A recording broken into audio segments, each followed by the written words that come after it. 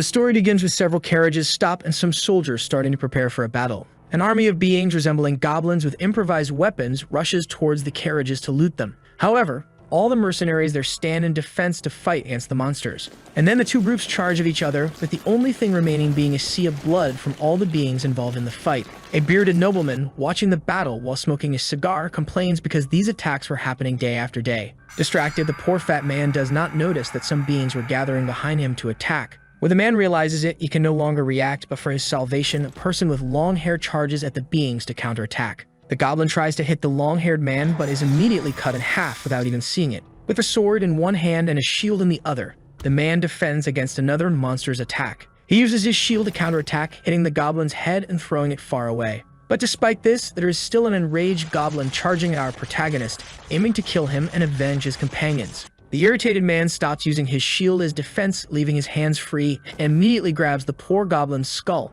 With one hand holding the monster's skull and the other holding its arm, he exerts force to tear it apart. And then, in an extremely cruel manner, the man begins to rip the beast in half, while the nobleman from before merely watches. In shock, the nobleman is incredulous that the man had torn a goblin in half with just his bare hands. With his face stained with the creature's blood, the boy continues to stare at the beast's body while the nobleman asks who he was. But before all this happens, we see a man working on a computer, and our protagonist begins to explain that since he was young, he always liked games and that it was not a sin. The world of games had various elements like the case system and poverty where the nobility reigned, betrayals and murders of close people or even strangers, and last but not least, numerous monsters and ferocious beasts that only think of destroying and killing. Our protagonist introduces himself as Dallin, and his appearance is of a tall man with long hair dressed in medieval clothes. However, he reformulates and says that his real name was something else while he remembers his life in his former world. But before stating his real name, the scene cuts, and we see the boy writing in a book with a quill already in another place.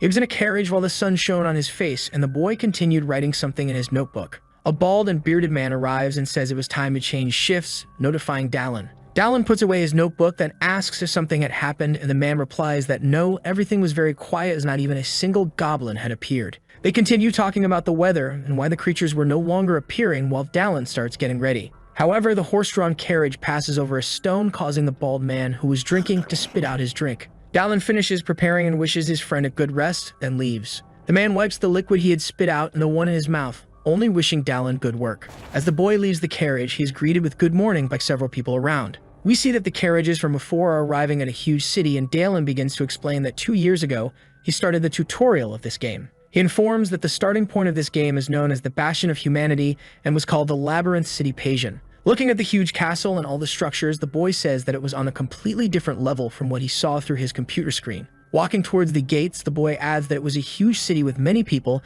and also the only safe way to go to the underground labyrinth. Dallin says there is no other path but this one that allows avoiding the monsters appearing in the labyrinth, which holds numerous treasures buried inside. Concluding that moreover, at the lowest part of the labyrinth, there is an object called the Stone of Wish that grants a wish. He thinks that honestly this was probably the only way to return to his land, and to confirm if the stone really existed, he would need to descend to the end of the labyrinth. However, catching his attention, an unknown person calls him by his name from behind. The said person was the same noble from last time, who, upon being greeted by Dallin, said the boy didn't need to be so formal. As Dallin approached, it was noticeable that our protagonist was much taller than the man, and Bulkma mentioned that they were companions and thus didn't need formality. Our protagonist assumed that the man wanted something, and the noble was surprised, saying Dallin had a keen perception, which was why he liked the boy. With all this elegance, Bulkma said he had something to offer and asked if Dallin would be willing to join his emporium as his personal mercenary. Hearing this, Dallin was somewhat confused because he thought he had never seen such an event in that game before. Bulkma said his merchant instincts told him that although there were numerous superhumans who flew and crawled in this labyrinth city, he was sure that our protagonist would soon be on the same level as them. The boy asked if the noble was trying to hire him before that happened, and the dwarf confirmed. He emphasized that this would also be advantageous for our protagonist, asking once more if the boy would accept the offer. However, unexpectedly the boy refused, and then the dwarf began to pull something from his jacket, saying he knew this would happen. The man took out a bag of coins, saying it was the commission fee, 15 shillings. Dallin was confused, noting that his commission fee was 10 shillings, and he even thought he would receive less since he joined halfway, but Bulkma said the rest was an investment. Bulkma concluded by saying he wanted to solidify his relationship with a talented warrior, and our protagonist smiled, hearing the man. To finalize the negotiation, the dwarf asked the boy not to ignore him in the future, and he accepted, saying it sounded good. The boy extended his hand to greet and say goodbye, saying he would see Dallin later. Dallin extended his hand, returning the gesture to the noble and smiling at him, realizing that the man truly seemed like a good person, and the conversation ended with a handshake. Later that day, when it was about to get dark and the sun was setting, we see several people walking through the streets of the Labyrinth City. Our protagonist was one of them, and the boy seemed confused, immersed in his thoughts, ignoring everyone around him. He recalled the offer the noble had made, thinking that during his gameplay he had never seen anything like it. The boy thought he had never seen such an event before, which meant that the game's events could change depending on his actions. Dallin concluded that it was a very tempting offer, but as soon as he arrived there, he already had something to do because it was all predetermined. The boy continued walking through various streets, alleys, and suburbs of the city. Our protagonist even passed through poorer areas and finally arrived at a place with a sign. The boy looked at the establishment and confidently said he had come to the right place, then walked to the door. Dallin opened it, and upon entering, we see it was a bar with many people talking and drinking. Some mercenaries were discussing their missions and laughing while celebrating. Others were stressed about something, taking out all their anger and hatred on the drink and alcohol, and some were already drunk, sleeping. Looking at the whole situation, surprisingly, Dallin was happy, saying this was definitely the place he desired. Walking and looking around, he began to explain that a little after the start of the game, but something caught his attention, and looking to the side, the boy saw something shiny that surprised him. Our protagonist opened a malicious smile, showing some sharp teeth upon seeing what he had seen. Looking at the bright light, he saw it was a kind of ghostly corpse that was translucent. The system screen appeared, saying the boy had discovered the pathetic soldier's corpse, and we see that the person had been killed there by dagger attacks. The system informed that if the boy collected the body, he could inherit the abilities as well as the skills and items of the dead person. Smiling and staring at it, our protagonist began to think, wondering what the best weapon to deal with that ridiculously difficult game would be. He extended his hand, and all the green energy began to flow into his arm, and the boy collected the corpse, saying he would reach the end of this game no matter what. We see our protagonist using the computer, saying he liked challenging games. While adjusting his peripherals, the boy mentions he enjoyed the controllability commonly referred to as physics, and for that reason, he got bored with very easy games. However, this game was difficult even for him as he stared at his monitor and watched his character get shredded by a huge ogre. Looking at the game over screen, he adds that the main character was weak, and besides that, the monsters were extremely strong. The world inside the game was heading towards ruin. Every allied NPC was either seduced by demons or busy trying to stab him in the back. Drinking energy drinks to stay awake day after day, he says he died about 100 times but was determined to see the end of this game one way or another. Then a system notification appears asking if the player would like to buy the selected items, giving the option of yes or no. Seeing this, our protagonist gets annoyed but says he would spend that money while wondering what kind of cursed game charges to reach the end. Then moving his mouse to the yes button and clicking, he adds that he would have uninstalled it if not for the amount of time he had invested in the game. But in his current life, the boy bangs a mug of meat against the table while sighing, saying he should have just uninstalled that game. Looking to the side, the boy stares at the translucent corpse on the floor while other people continue drinking in the bar. Still staring at the figure, the boy says that luckily he was sure other people couldn't see it. That was called downloaded content or hair, a feature where a new character could inherit the abilities of the main character who died in the last round. And for players who died hundreds of times, this opened up the possibility of infinite growth. Leaving some coins on the counter to pay for the drink he had consumed, the boy gets up saying there was just one flaw in that system. It was that you had to personally go to the place where a body died and collect the corpse yourself. As he stands up and faces the corpse, still hesitant and somewhat incredulous about everything that was suddenly happening in his life, the boy extends his hand. He uses the ability to collect the corpse, and then all the green aura that was around begins to move towards Dallin. Dallin starts being surrounded by all the green aura while observing all that happening to him. Absorbing the aura that surrounded him, his strength, proficiency, and everything he was entitled to begin to increase.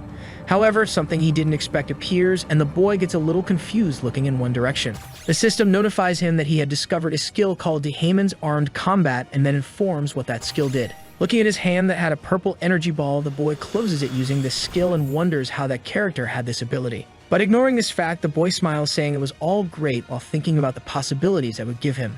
The man says his business there was over and so he would leave, but person sitting at one of the tables turns their attention to Dallin. Next to his henchman and the crime boss, says he had never seen Dallin's face and that the boy seemed like a mercenary, so he asks what brought the boy there. The man asks Dallin if he knew the business ethics of that place, and the boy asks what he was talking about. Still a little drunk, the bandit says that the business ethics were a money fee that Dallin should transfer to him and Maroon, the manager of that inn. Maroon continues saying that as long as the man was there, he could eat and drink safely, and hearing that, Dallin interprets it as a threat. Our protagonist, hearing what the mercenary was saying, looks at a dagger in the same's pocket and recognizes it. Remembering the corpse he had just absorbed, the boy recalls that this was the bastard who had killed him before. However, to the bandit's misfortune, Dallin says that unfortunately he had no money to give, and the man gets irritated asking if the boy really had nothing. Maroon imposingly goes up close to our protagonist, staring at him with a murderous aura. His henchman next to him, a muscular bald man, tries to go after the man, but Maroon stops him, saying that it was alright and he would let Dallin go.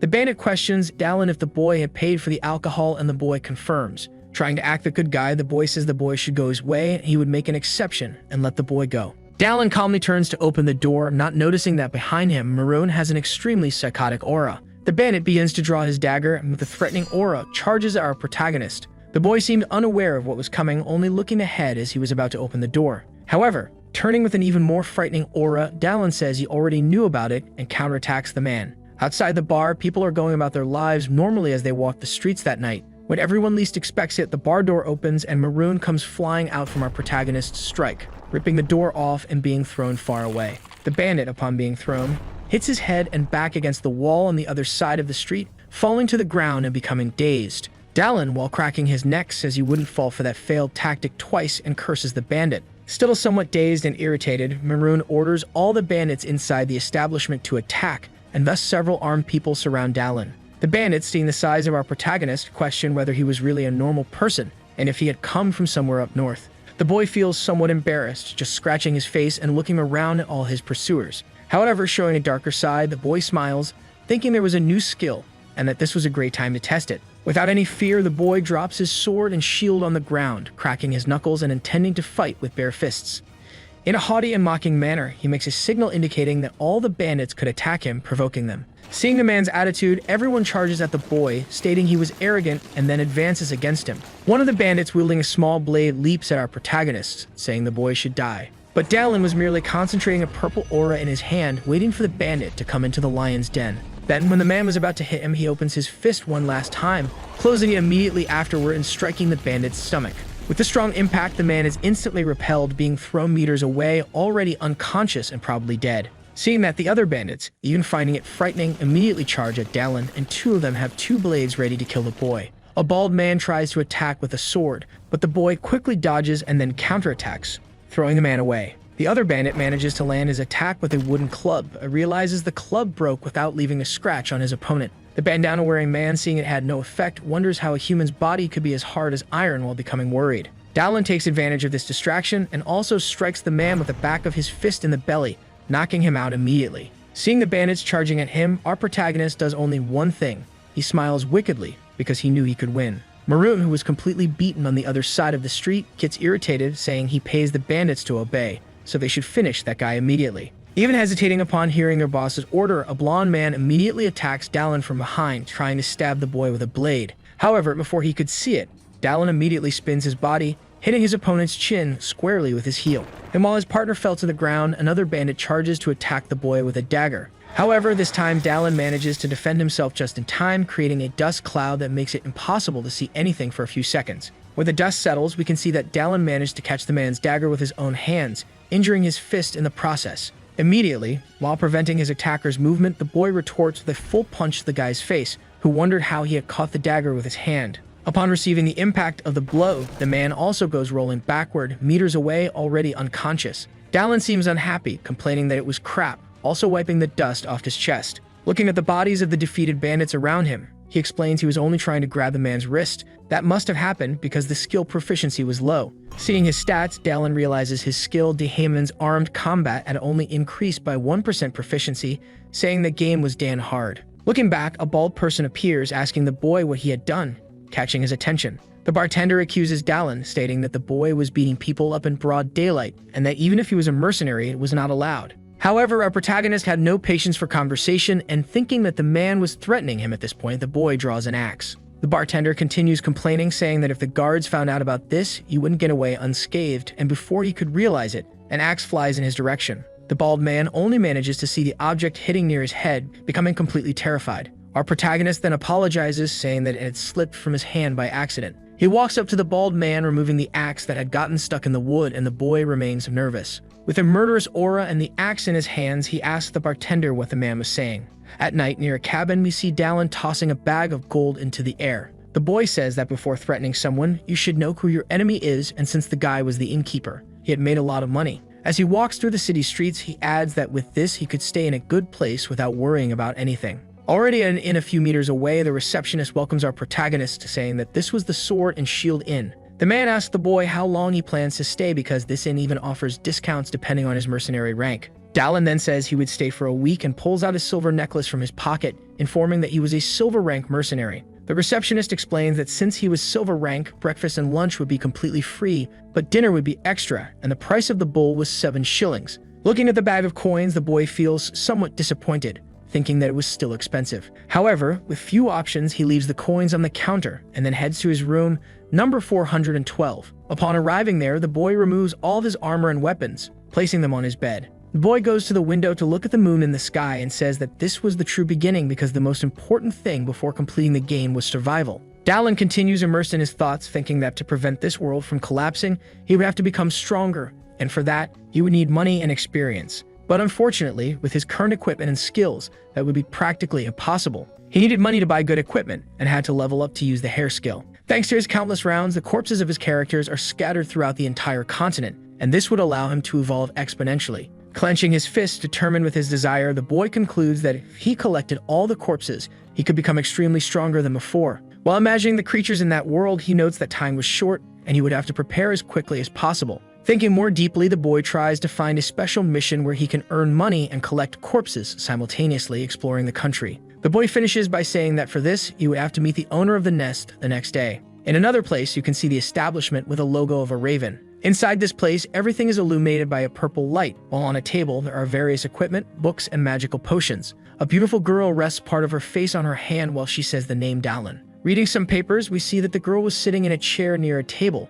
reading a specific paper with information about our protagonist. The next day, the sun finally rises, shining on the whole hotel and other apartments in the Labyrinth City. The man in charge of the hotel reception wishes our protagonist a safe journey, and the boy quickly leaves the place. Looking around and still a bit confused, the boy asks himself if he should go now or wait for a more appropriate moment. He starts walking through the streets and suburbs of the city, heading to the location he wanted to visit. After some walking, he finally sees the Raven logo and says it looks like he has arrived. Looking at the establishment, everything was completely run down, even overtaken by vines that were growing, and Dallin remarks that it was very neglected. Entering without asking anyone, the boy asks if there was anyone there, and it's possible to see that it looked like a bar illuminated by a purple magic crystal. Searching the establishment, Dallin notes that the door was open, but the owner of the nest didn't seem to be there. Something catches his attention, and he diverts his gaze to a door, saying it might be an uninvited guest. Behind the door, the same girl from the previous day was hiding the crossbow, and when the boy notices this, he says he has to clear up the misunderstanding. The boy goes to the door he entered and knocks with a secret code that only he and a few specific people knew.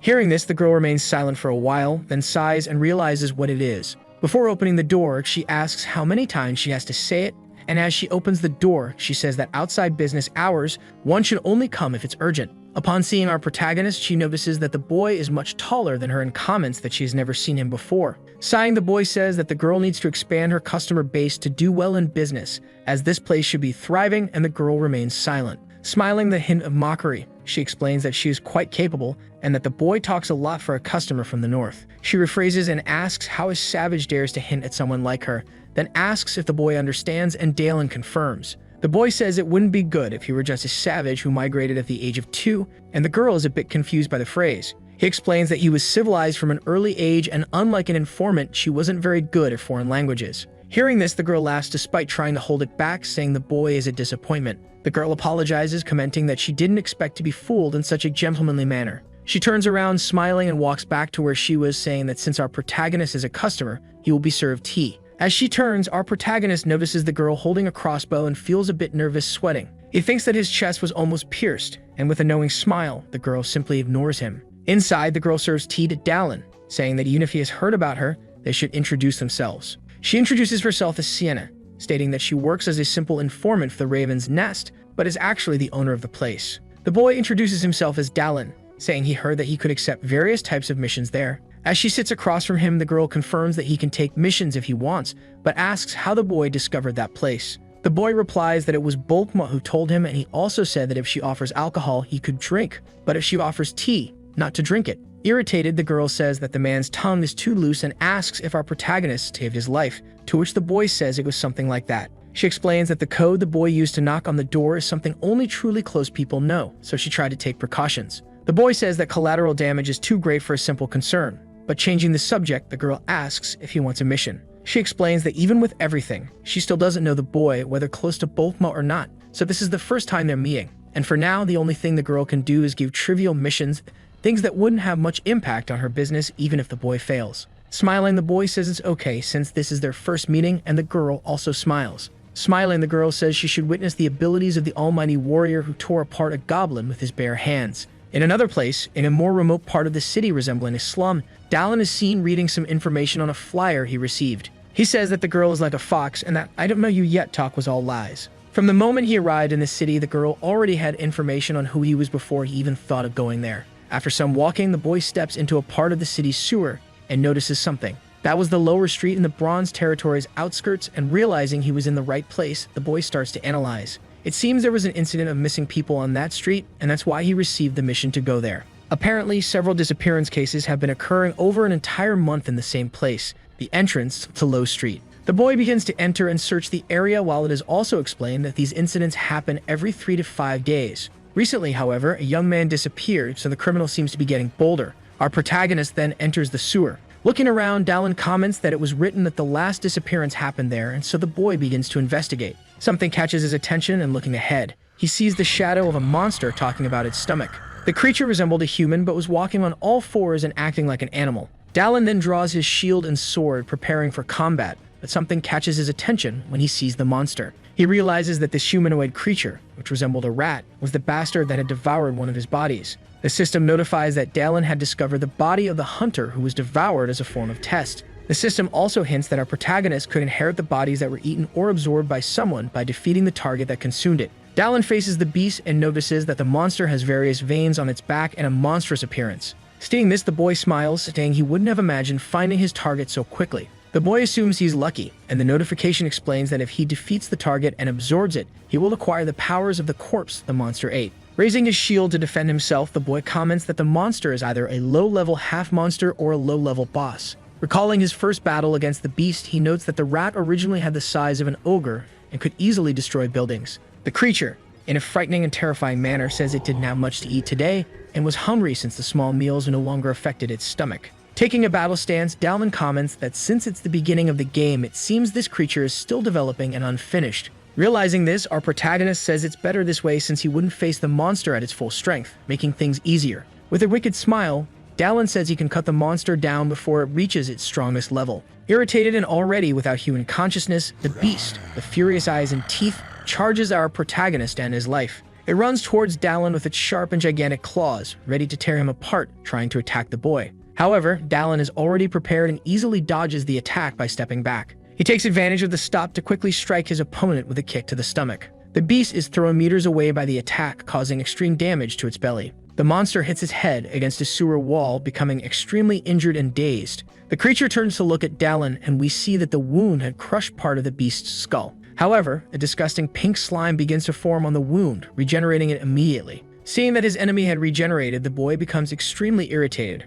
realizing the monster was still very strong. Quickly and without hesitation, the monster turns, ready to attack again, charging at our protagonist to kill him. However, without mercy, the boy uses his sword to try to cut the monster in half, but only manages to leave a wound in its stomach. The furious beast screams in pain while our protagonist realizes his attack hadn't been deep enough. Still groaning in pain, the half-human monster contorts, trying to hold the blood pouring from its stomach. Seeing his enemy kneeling before him, the boy raises his sword to finish him off and end the fight. Unexpectedly, with tears in its eyes, the monster begs our protagonist to stop because it was a person. Hearing this, the boy is completely confused, asking if the monster is okay now, and the person responds affirmatively. Crying, the beast says it didn't do it because it wanted to, while sobbing with tears streaming from its eye. He continues crying in despair, saying he didn't want to eat people and that a certain type of people put this beast inside him. Our protagonist asks who these people are. The monster responds that he doesn't know either and that they wore black robes and masks. The monster adds that these people used some strange potions and spells to transform him into this,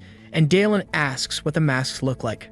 Still crying over everything that happened, the beast explains that they were made of gold with a smooth surface and a large painted mouth. Hearing this, Dallin remembers something and says that as time passes, these people will give him more headaches, That's why he better be prepared to face them, and suddenly the monster starts to despair, asking how he could do this to people. The boy responds that it wasn't his fault, leaving the monster surprised and somewhat distressed. He adds that the people who turned the boy into that are the main culprits, so he doesn't need to worry. Dallin further states that he will make them all disappear, and for some reason, the monster starts to writhe. As he stands up, our protagonist thanks and sheaths his sword, thanking the monster once more. Still in tears and crying, the man says that those people fed him the flesh of his own daughter. And as the boy walks away, the monster continues talking about how they forced him to eat open-mouthed, consuming flesh, muscles, and intestines. But something changes in him, and his aura reverts to what it was, making him extremely aggressive and frightening, saying he is hungry. The beast lapses back into madness, and then tries to attack Dallin again, charging at the boy while his back is turned. Realizing what had happened, the boy bites his lips, becoming extremely irritated, and draws his sword. Before the monster could reach him, as an act of saving it from this suffering, the boy turns and uses his sword to finish it off. The beast's head instantly flies meters away while the half-human body falls into the sewer water. The system notifies that the boy had eliminated the monster that had swallowed his corpse, and thus he had discovered a new body. Dallin observes his former corpse and the monster's body lying in the water, cursing the world while the system asks if he wants to absorb it. We return to the raven's nest when it was already late afternoon and the sun was starting to set. Inside, we see the beautiful girl asking our protagonist if he had returned to the inn. The boy enters the place with an irritated and downcast expression, so the girl asks if he wants a drink. Without much conversation, Dallin throws a bag that was in his hands on the table, stating that he had captured the man they were looking for. The woman opens the bag and, seeing what was inside, has a disgusted look but says nothing. Seeing this, she realizes that tearing a goblin apart wasn't a lie and says she now has no doubt that Boltwa's words were serious after all. Santa takes a bag of coins from behind the counter and says that anyway, he did a good job and thus pays the 15 shillings. With a somewhat embarrassed face, the girl says the boy completed the job faster than she expected, but that doesn't mean he'll get more. Still saddened by the situation he saw, the boy says that amount was more than enough for a single trip. He also pulls out another bag from his pockets and places it on the counter, leaving Sienna intrigued and questioning what it was. With a cold expression, he explains that what's in the bag are the belongings of the murdered victims, leaving the girl confused and somewhat scared. Looking at it, the girl questions what she should do since he was handing it to her, and Dallin explains that he wanted her to give it to their families. Dallin offers to pay, but the girl says she is not an informant who extorts money using some excuse, and the boy could keep the money she would make. Smiling more relieved as if a weight had been lifted off his shoulders for the girl's kind act, Dallin thanks Sienna. He turns and begins to leave, saying he will see her tomorrow, and the girl, irritated, responds that for the 10th time, he should come during business hours. Dallin retorts that he would think about it if she offered him a drink instead of tea to try to kill him. Proud and somewhat happy, she sighs while watching the boy leave, realizing he had a good heart. Watching all this, she asks if it was really serious since this wasn't the action of a typical mercenary who only cares about himself. Santa also says that he doesn't seem like a man who would simply be driven by a sense of justice and be stupid, getting a bit interested while looking at the bag. The girl sighs once more, saying that he's a very interesting mercenary. She says she is sure Dallin is capable of everything she commands, and already at night, we return to the inn where our protagonist was. At the inn, the boy is writing something again in his notebook. We discover that it was Dallin's diary, and he was reporting that he eliminated a demi-demon that would later become a disaster and even recover a corpse. He activates his stats window, beginning to analyze it, seeing that he had already gained a new skill called night vision. Noticing that his stats had increased exponentially, the boy says that, as he thought, he should recover as many corpses as possible as quickly as possible. This is the cost if he wants to repair the future world scenario that is approaching. There are various situations that will happen soon, such as a coven of witches who will burn a city and kill many citizens. There's also the mystery of the cultists who are trying to do something and are hiding while conducting experiments and manipulating people. An army of vampires is invading the Empire, wanting to bring it to ruin and destroy it completely. And finally, the evil god, the worst being that exists, and the enemy of everything in that world. He remembers the monster talking about the masks of the people who did that to him. Dallin closes his diary with a bang, extremely irritated with the situation, standing up and saying he will do what he can for now. The secret cult society of Palacin, if left alone, will eventually become a presence that cannot be ignored. But before that happens, he opens a wicked smile and adds that he will dismantle them member by member and defeat them. The next morning, we see the Raven's Tavern, where our protagonist picks up his missions. Inside, a bartender is cleaning some glass cups when something behind him catches his attention. Dallin arrives and sits on a small chair in front of the counter, asking the bartender for a glass of whiskey. The man quickly nods and rings a bell near him, then hands our protagonist the drink, which he quickly consumes. However, surprising the boy, Sienna appears, asking how long he will ignore the instructions to come only during business hours. Dallin responds that if there's a customer and a bartender, it's business hours, and the girl says the boy is talking too much. Our protagonist asks the woman who he has to kill that day, but she replies that the boy isn't going to kill anyone. Sienna points to her office and says he needs to go in now because they need to talk about something. The boy is a bit hesitant, not understanding what the woman meant by talk. She turns and starts entering her office, saying that a specific job has come for a certain person. The girl calls him the low-path hunter and then enters her office, laughing. Inside the office, Dalen asks who this low-path hunter is and what the girl wanted to say about it. Sienna, while serving tea, asks if the boy didn't know that was his new nickname. Because he was running through the low paths and alleys, catching wanted people, that nickname was given to him. Sienna adds that it's no wonder he earned that nickname while Dalen remembers the missions he's been doing these days. The woman also says that he spent almost every day of the last week doing the work that others avoid because it's dirty and dangerous. Dalen retorts, saying that there must be many other bounty hunters there besides him, but the girl replies that he was standing out. Changing the subject, the man asks about the job he received, and the woman turns, going to the wall and picking up some papers. With papers in her hands, she shakes them, smiling, saying that it's his present. Reading, he looks somewhat surprised and says the phrase "magic tower," confused by what he's reading. Sienna confirms his suspicions, stating that the magic tower of El Gaia's in the fine silver zone had hired him. The woman clarifies that she's not speaking for all of El Gaia's but for a specific, highly important mage. Dalen becomes even more confused, saying he's only been active for a week, so how did the magic tower know his name? The girl replies that one of her clients with high connections must have recommended him. Sienna says that to get the attention of the magic tower's scouts, Dalen must have had an encounter with someone of high rank, asking if the boy met someone of high rank. However, Sienna snaps her fingers, saying that someone comes to mind when she thinks of that. A silent commander of the Bronze Guards company, and hearing that, Dalen agrees, saying that's a good guess. Sienna adds that this man has connections with the magic tower, and he is someone she would also want as an ally if she could. Dalen takes the tea to drink as well, asking for the details of the job. Already in the evening, Dalen is looking at something while being illuminated by the moonlight. The request was related to the missing disciple of the elderly mage, the only disciple of that ancient mage from the magic tower of El Gaia's, who disappeared in the city's sewers. As he walks through the city's streets, he says the reward would be a florin if he found any trace of him and double that if he brought the boy back. Smiling, he adds that mages treat their direct disciples like their own children, and if everything went well, the magic tower might owe him a favor. And so he was sure the tower would pay when the time came, and as he walks, the boy mentions that Sienna had promised a qualified guide to assist him. Then a figure surprises our protagonist, asking if he was Dalen, the low-path hunter. We see that the guide is a girl, and with a smile on her face, she says hello, stating that she would guide the boy through the sewers for this job, and her name was Penny the Sewer Cleaner. Upon seeing the guide, our protagonist is completely incredulous, noting that the person looked like a child. Down in the sewers, lighting the place with a torch, Dalen asks if the sewers are the foundations of this great city, and the girl responds that they are and that she takes care of everything. Our protagonist notes that the girl seemed very attached to her job, and proudly, Penny confirms that she is. Dalen tells Penny that she might encounter demons or criminals and asks if she doesn't find it dangerous, to which the girl responds that she does, but it's worth it. Sweating, impressed with the young girl's personality, our protagonist notes that she is very positive and high-spirited. Dalen also asks how long the girl has been working there, and Penny replies that it has been about 3 years. As they walk, Dalen is impressed,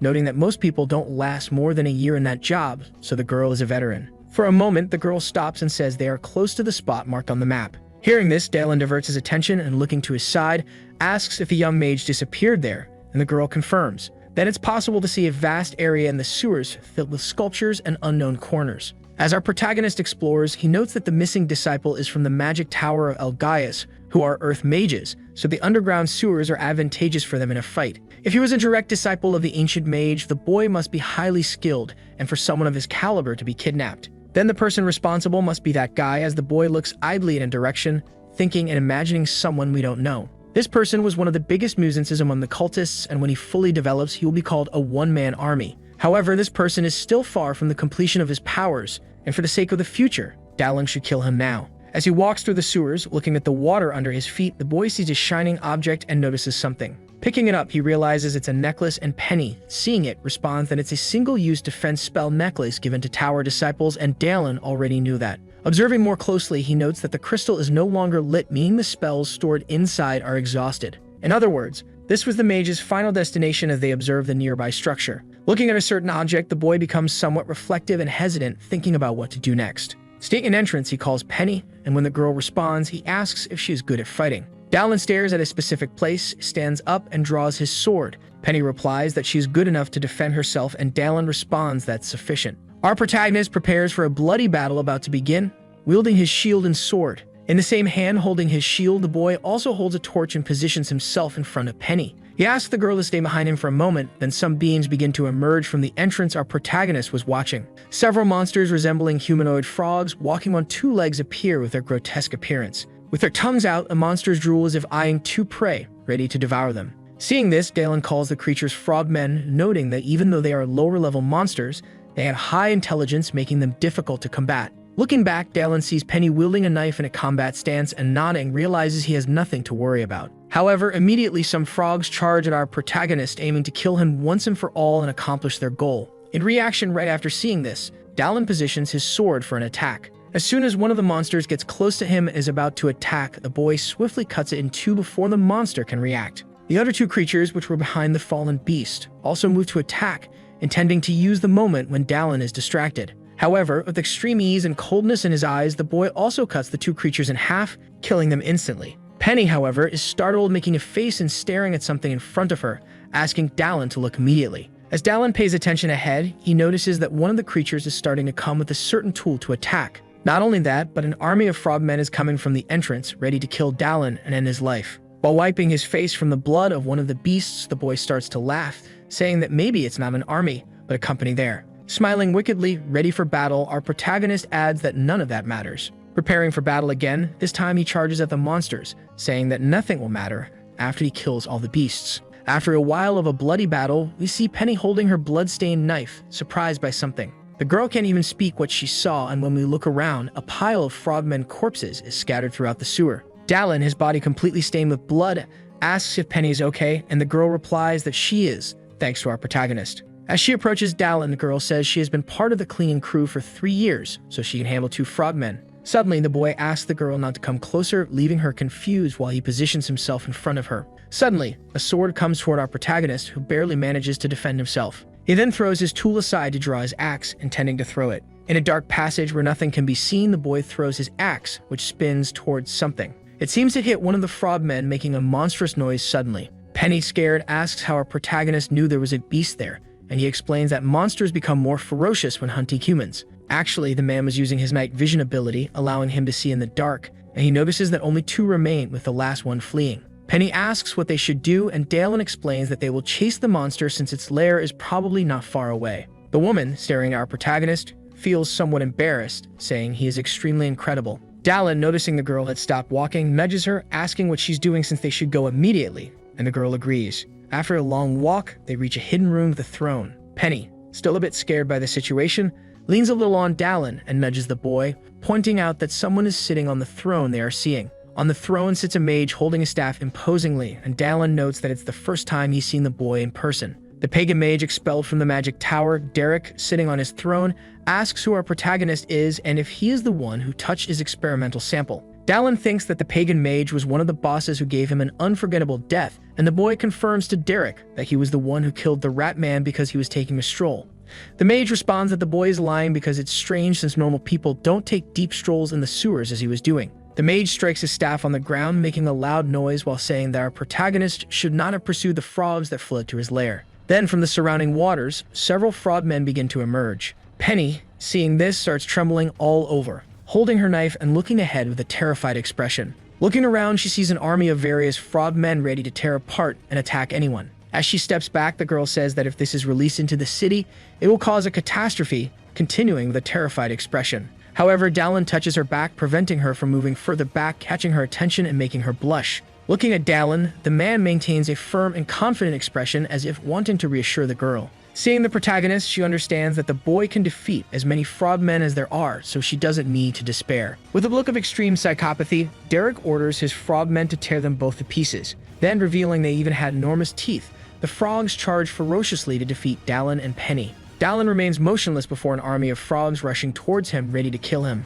Holding a blood-stained sword, the boy asks Penny to stay behind him while he fights. The boy starts walking towards his opponents, reassuring Penny that he will finish this quickly. With a cold expression, Dalen states that if the conjurer dies, all the frogmen will die as well. Observing hundreds of these creatures coming at him with only a shield and a sword in his hands, he says there is only one answer. Swinging his sword with fluid and rapid movements in one direction and another, the only thing visible is the splatter of the creature's blood. One of the frogmen, about to attack Dalen, only sees his arm being cut off, groaning in pain before he can react. Still with a cold and frightening expression, our protagonist begins to shred several frogs while saying he would kill everyone in the way to get to the summoner. With just one step for momentum, the boy leaps forward, passing and eliminating several frogs without giving them a chance to react. After dashing forward, one of the frogs comes at him, opening its mouth and revealing immense sharp, pointed teeth, ready to devour our protagonist. However, quickly, with a look of disgust at the sight, the boy splits the frog's jaw in two, preventing it from attacking him. As he lands on the ground, several frogs surround the boy from all directions, not allowing him to escape. With just one hand, he prepares himself, clenching his fists, and quickly punches two of the frogs, eliminating them. He notices one of the frogs trying to attack him from behind and swiftly reacts, cutting it in two before the frog can see. The battle continues with several creatures attempting to attack our protagonist from all directions to compensate for their lack of strength and skill. But with all of Dalen's swordsmanship skills, he can easily kill most of them, but his sword breaks in the process. Due to the number of frogs attacking, even his shield falls apart, leaving the boy with bare hands. And then all the frogmen seize this opportunity to attack our protagonist, who intends to fight with his bare hands and kill all those beasts. He uses his Dahaman ability to fight with his hands, furiously stating that he would finish off all those damn frogs. Several beasts continue trying to hit our protagonist, who with only his fists crushes their skulls and stomachs. Throughout the fight, the boy maintains a cold expression, only clenching his fists and staining them with the blood of his victims, showing no mercy. With a single blow to the stomach of one of the frogmen, he can throw it against the other creatures, sending them flying.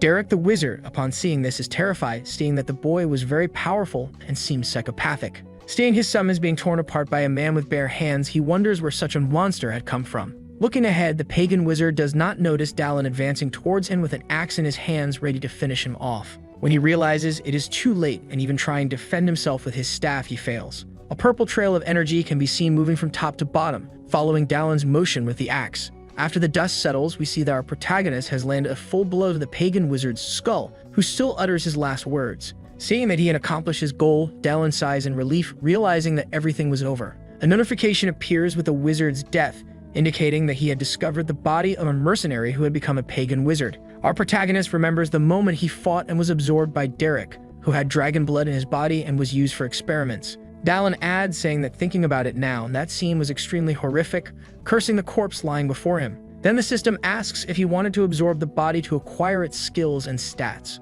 Our protagonist then stretches out his hand, opening his fist, and uses corpse gathering to increase his stats. With green energy flowing through his body, all of his stats begin to increase, especially sense energy and mana. He also gains an ability called Dragon Blood Regeneration, which he had obtained in his former body, and he is already at 6% proficiency. Bulge on our protagonist, and the boy starts to feel something flowing through him, causing extreme pain. A golden aura starts to spread across Dalen's body, making him appear covered in a gold-like energy. Everyone in the room, including Penny and the frogmen, are incredulous, not understanding what is happening. For a moment, the boy remains still, feeling all this energy flowing through his body, making him extremely powerful. With confidence, the boy turns, drawing the attention of the frogmen and asking if they are ready for what is about to happen. After showing his new strength, all the frogs stare at our protagonist, trembling with fear. Fearing what would happen, they immediately flee before they can be killed. Seeing this, Dalen sighs a bit, closing his eyes and thinking about something. However, his thought is interrupted by Penny calling his name, and the boy opens his eyes to see the girl.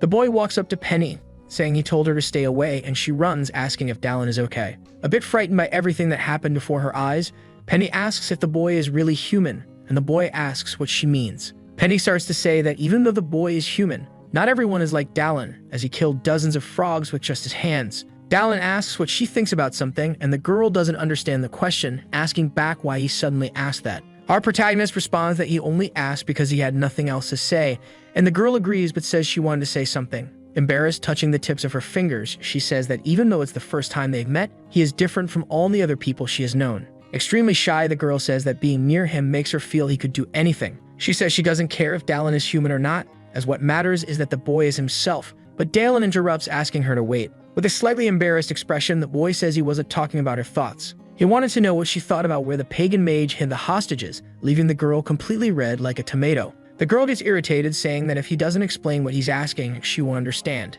Elsewhere, in a church with an upside-down cross sculpture, we see some people talking. Four hooded figures are conversing, and one of them says the reason for urgently calling this apostles' meeting is because Derek has died. All the others are shocked, and one of them asks how a powerful pagan mage like him could have been killed. The mage conducting the meeting says that even though he was the last to be admitted, he wasn't the type of person who could be easily killed. One of the masked figures asks what happened to him and the army of 500 frogmen, unexpectedly leaving everyone in the room incredulous.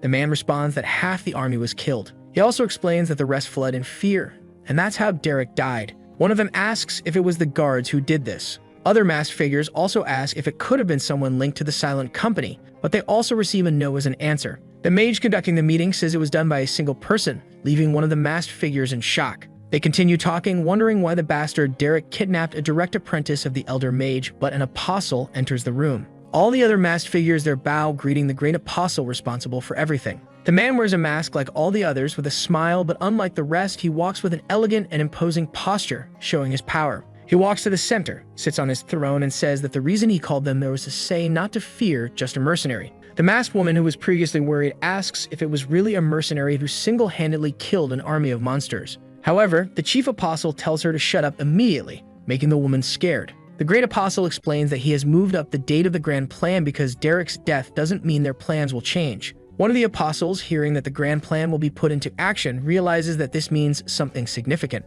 Then the chief of all says to release the funds to buy ingredients for the secret drug and bring those who can wield weapons. Irritated, he adds that if things don't go well, they should pressure everyone with the power of the economy, since that is the reason they are increasing their power. The man says that nothing has changed and that the order of evil will begin with them, and the day when the 7 walls collapse is not far off. He orders everyone to prepare for the day the 7 walls will fall, while all the other apostles continue listening, bowed before their master. Elsewhere, after a long time, we see a magic tower in Algaias at a bronze branch. Looking at an extremely fancy clock, watching the hours pass, we see Dallin sitting in a comfortable armchair. The boy remembers Sienna saying that the person who had given the mission wanted to see him personally to give him extra compensation. Happy, Gallon continues looking around, saying there's nothing wrong with him receiving an additional reward, and that's why he's there. Bored and with no one calling him yet, the boy opens his status window, making it appear immediately. He begins to read about the skill he had acquired, Dragon Blood Regeneration. Regeneration, one of the many characteristics that come from Dragon Blood, was applied to humans but consumes a lot of stamina to use. In the sewer, he slept for a day as soon as he returned from the mission, and it seems he doesn't have full dragon blood in his body, only partially. The boy calculates that it would be impossible to use that skill continuously in a fight without exhausting himself completely. Suddenly, a man with red hair and a large beard enters the room, saying he had kept the guest waiting unintentionally. This person was Felver Valentino, the ancient mage of the magic tower of Algaias. He apologizes as it has been a while since he was last at the magic tower, so he had to catch up. Felver says he will ask for a cup of tea and asks if Dallin would like some, to which the boy replies yes. The ancient mage says something, but our protagonist immediately ignores it, starting to smell something he hadn't smelled in years. He smells coffee, and upon looking at the cup, he realizes it's really what he was hoping for, becoming completely happy to see it. The boy starts drinking it immediately, loving it, and then the noble elder says that based on the boy's appearance, he didn't expect him to like tea. While drinking, Felver, the elder, comments that if it's okay with the mercenary, he will send a bag of beans to the raven's nest, and the boy agrees, thanking him. The man apologizes for the inconvenience and introduces himself as an elder mage of the magic tower of Algaias, as well as a grandmaster of the arts. He's also Tommy's teacher, the person Dallin saved, so the boy recalls the moment he saved the boy, asking Felver if he is well. Felver thanks Dallin and mentions that Tommy is only well because of him. Our protagonist asks if he knew why the pagan mage went down there. The ancient mage explains that the villain coincidentally found his apprentice and followed his tracks. Looking at his reflection, Felver says that his apprentice didn't know that Derek's strategy was to reach him. Again, the great elder thanks him for defeating the army of frogmen alone and says he couldn't believe Dallin was just a silver rank mercenary. Dallin replies that he shouldn't judge people just by an identification plate, and the mage agrees as everyone has their own story. The man throws a bag full of coins on the table, saying that is the reward, and it contains 100 silver coins equivalent to 1 gold coin. With a confident face, the mage adds that he will also reward him with something extra, picking something up. He places a beautifully crafted bag on the table, saying that is the present. The mage explains that inside it is a regeneration potion, and he thought that since our protagonist is a sword-wielding warrior, it would be useful. But the mage adds that he thinks Dallin won't need it anymore since he has dragon blood inside him, making our protagonist startled. Seeing Dallin's reaction, the mage quickly asks the boy to calm down as he's not there to threaten him, but to make an offer. Irritated and almost ready to attack, the boy tries to calm down, asking what the mage's offer is. Felver, with a completely different face and posture, offers our protagonist the chance to choose a different reward. At sunset, after a long conversation, we see Dallin leaving the place. He remembers Felver saying that the boy chose the right thing, so Dallin says that it's probably better than the potion. As he leaves, our protagonist remarks that he never imagined that the mage was so skilled that he could even recognize dragon blood in his body. Our protagonist also recalls the moment he finished fighting the mage and saw his axe shattered. Dallin feels somewhat sad as it was his last tool since his sword and shield were also destroyed. Penny notes that he can't do anything more with those and says Dallin needs to buy new ones, catching the girl's attention. A bit embarrassed, the girl says her uncle is a blacksmith and asks if Dallin wants to visit him because since the boy is special, she will ask her uncle to give him a good discount. In the present moment, the boy sighs, saying that if he's going to get a good discount, he should go there since he has no other option. Far away, we see the Forge Street in the Bronze Territory, with many people walking around. As he walks and looks around, Alan says he thinks the girl gave him that location, but he isn't sure. However, he hears someone shouting for help, and when he looks in that direction, he is confronted with an unbelievable sight. He sees someone being thrown out of the forge Penny had told him about, hands tied behind their back. Inside the forge, a blonde man had thrown the person out after kicking him, saying the old man was screwing everything up. The blacksmith begs them to leave his niece Penny alone and curses the bastards. Seeing the situation, Dallin realizes what's happening and notices that the man is the girl's uncle. The man who was assaulting the blacksmith leaves the forge, saying that the man should have repaid the interest on time. The blonde thug says that if the blacksmith doesn't have money, he could use his niece to pay the debt, causing Penny to despair. Trying to get up, a bit hurt from the fall, the blacksmith tells the thug that if he continues saying those things, he will make him pay with his mouth. Our protagonist watches the fight from afar, observing the entire situation and realizing something. The blacksmith Penny mentioned is named Leveron Araquin, a well-known mithril refiner. Our protagonist explains that by the second half of the game, this blacksmith develops exponentially and creates the greatest weapons for humanity. He is a very important NPC blacksmith,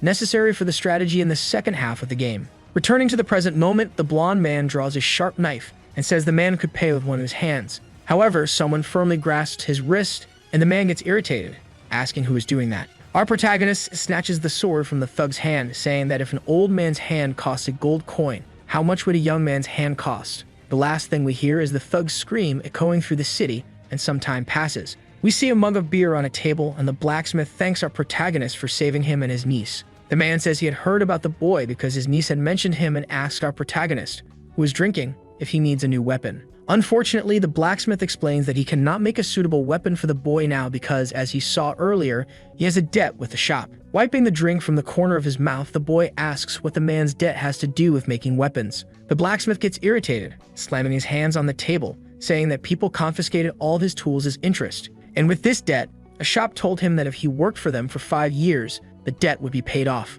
However, for a neighborhood blacksmith like him, the moment he closed the shop, it would end, and when the debt was paid off, the only future left for him would be to work in someone else's forge. Our protagonist assumes the man tried to maintain his position, and in the end, the thugs came to threaten him. The blacksmith ignores what our protagonist says, only mentioning that he hates those bastards from Telia, which catches the boy's attention. The blacksmith then, with his hand on his face, says that if Dallin came with that purpose, he could forget it. But unexpectedly, he is interrupted, and our protagonist asks how much the man owes, making him incredulous. Confident, Dallin says he will pay the debt for him while smiling happily. The boy begins to leave the place, but the blacksmith tries to stop him, saying the amount is too high for one person to pay alone. As he leaves, Dallin just waves goodbye, saying there is a way for everything in this world, and he doesn't need to worry, but in return, he wants the blacksmith to make some weapons. As he leaves, our protagonist picks up an axe from the forge to complete his mission. Looking back confidently, believing in his abilities, he tells the blacksmith to consider it a deposit. Finally, before leaving, the boy thanks him for the beer,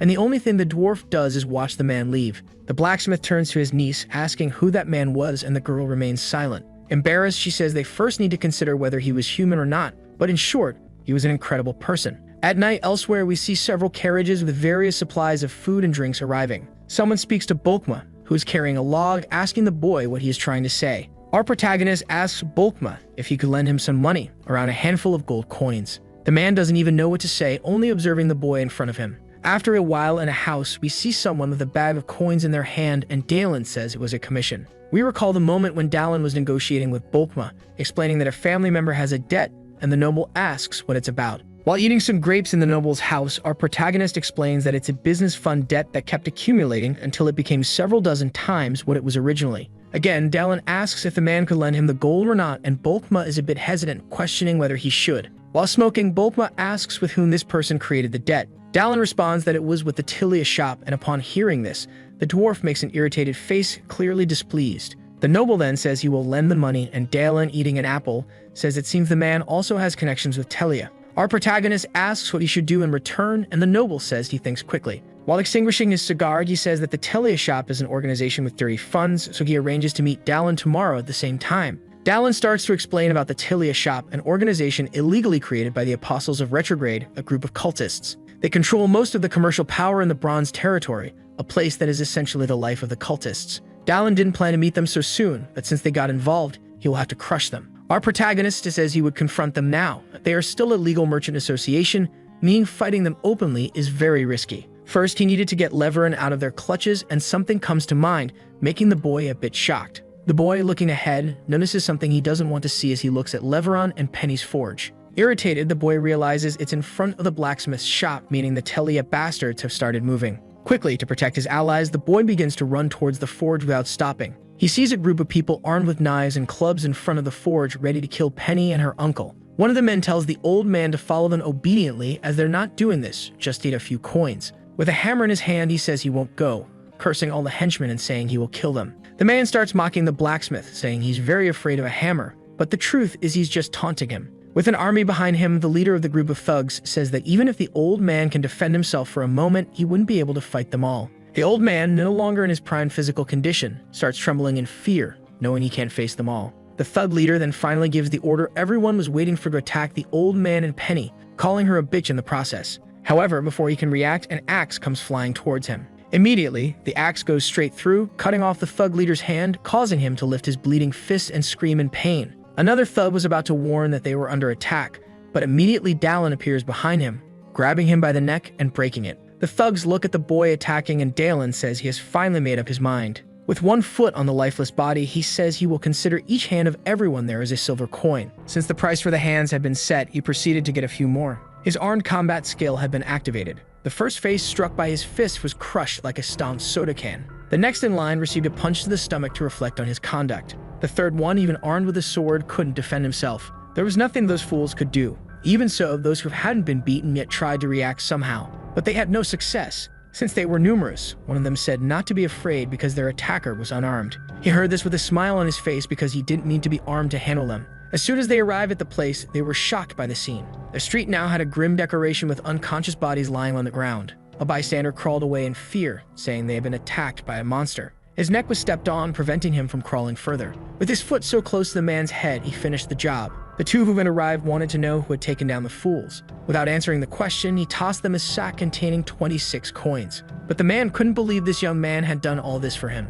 In response, he said there was nothing to lose by being friends with a blacksmith as long as he made him some weapons as requested. Looking at the ground, he noticed something different about one of the bodies. So he took it in his hands because he knew the young man was pretending to be dead. He knew they hadn't done this just for a few coins and wanted to know what his superiors intended with all this. Even at a disadvantage, the young man said he wouldn't say anything to him. Since he gave the wrong answer, he got slapped back to reality. Without much patience, he told him this was his last chance, and he had better say what the fools said in the shop. He said to take all of them, so his inquisitor wanted to know who. Artisans, merchants, anyone related to the business. Take them or kill them. Now all that remained was to know who gave the order. Before he could answer, the boy's hand twisted in a bizarre way. He was transforming, but he said the order came from the owner of Tilia's shop. His face gave way to a lycanthropic smile. This made him more alert to what would happen next. Before the transformation was complete, he threw the boy to the ground. The longer time passed, the closer he was to fully transforming. Seeing an axe nearby on the ground, he grabbed it.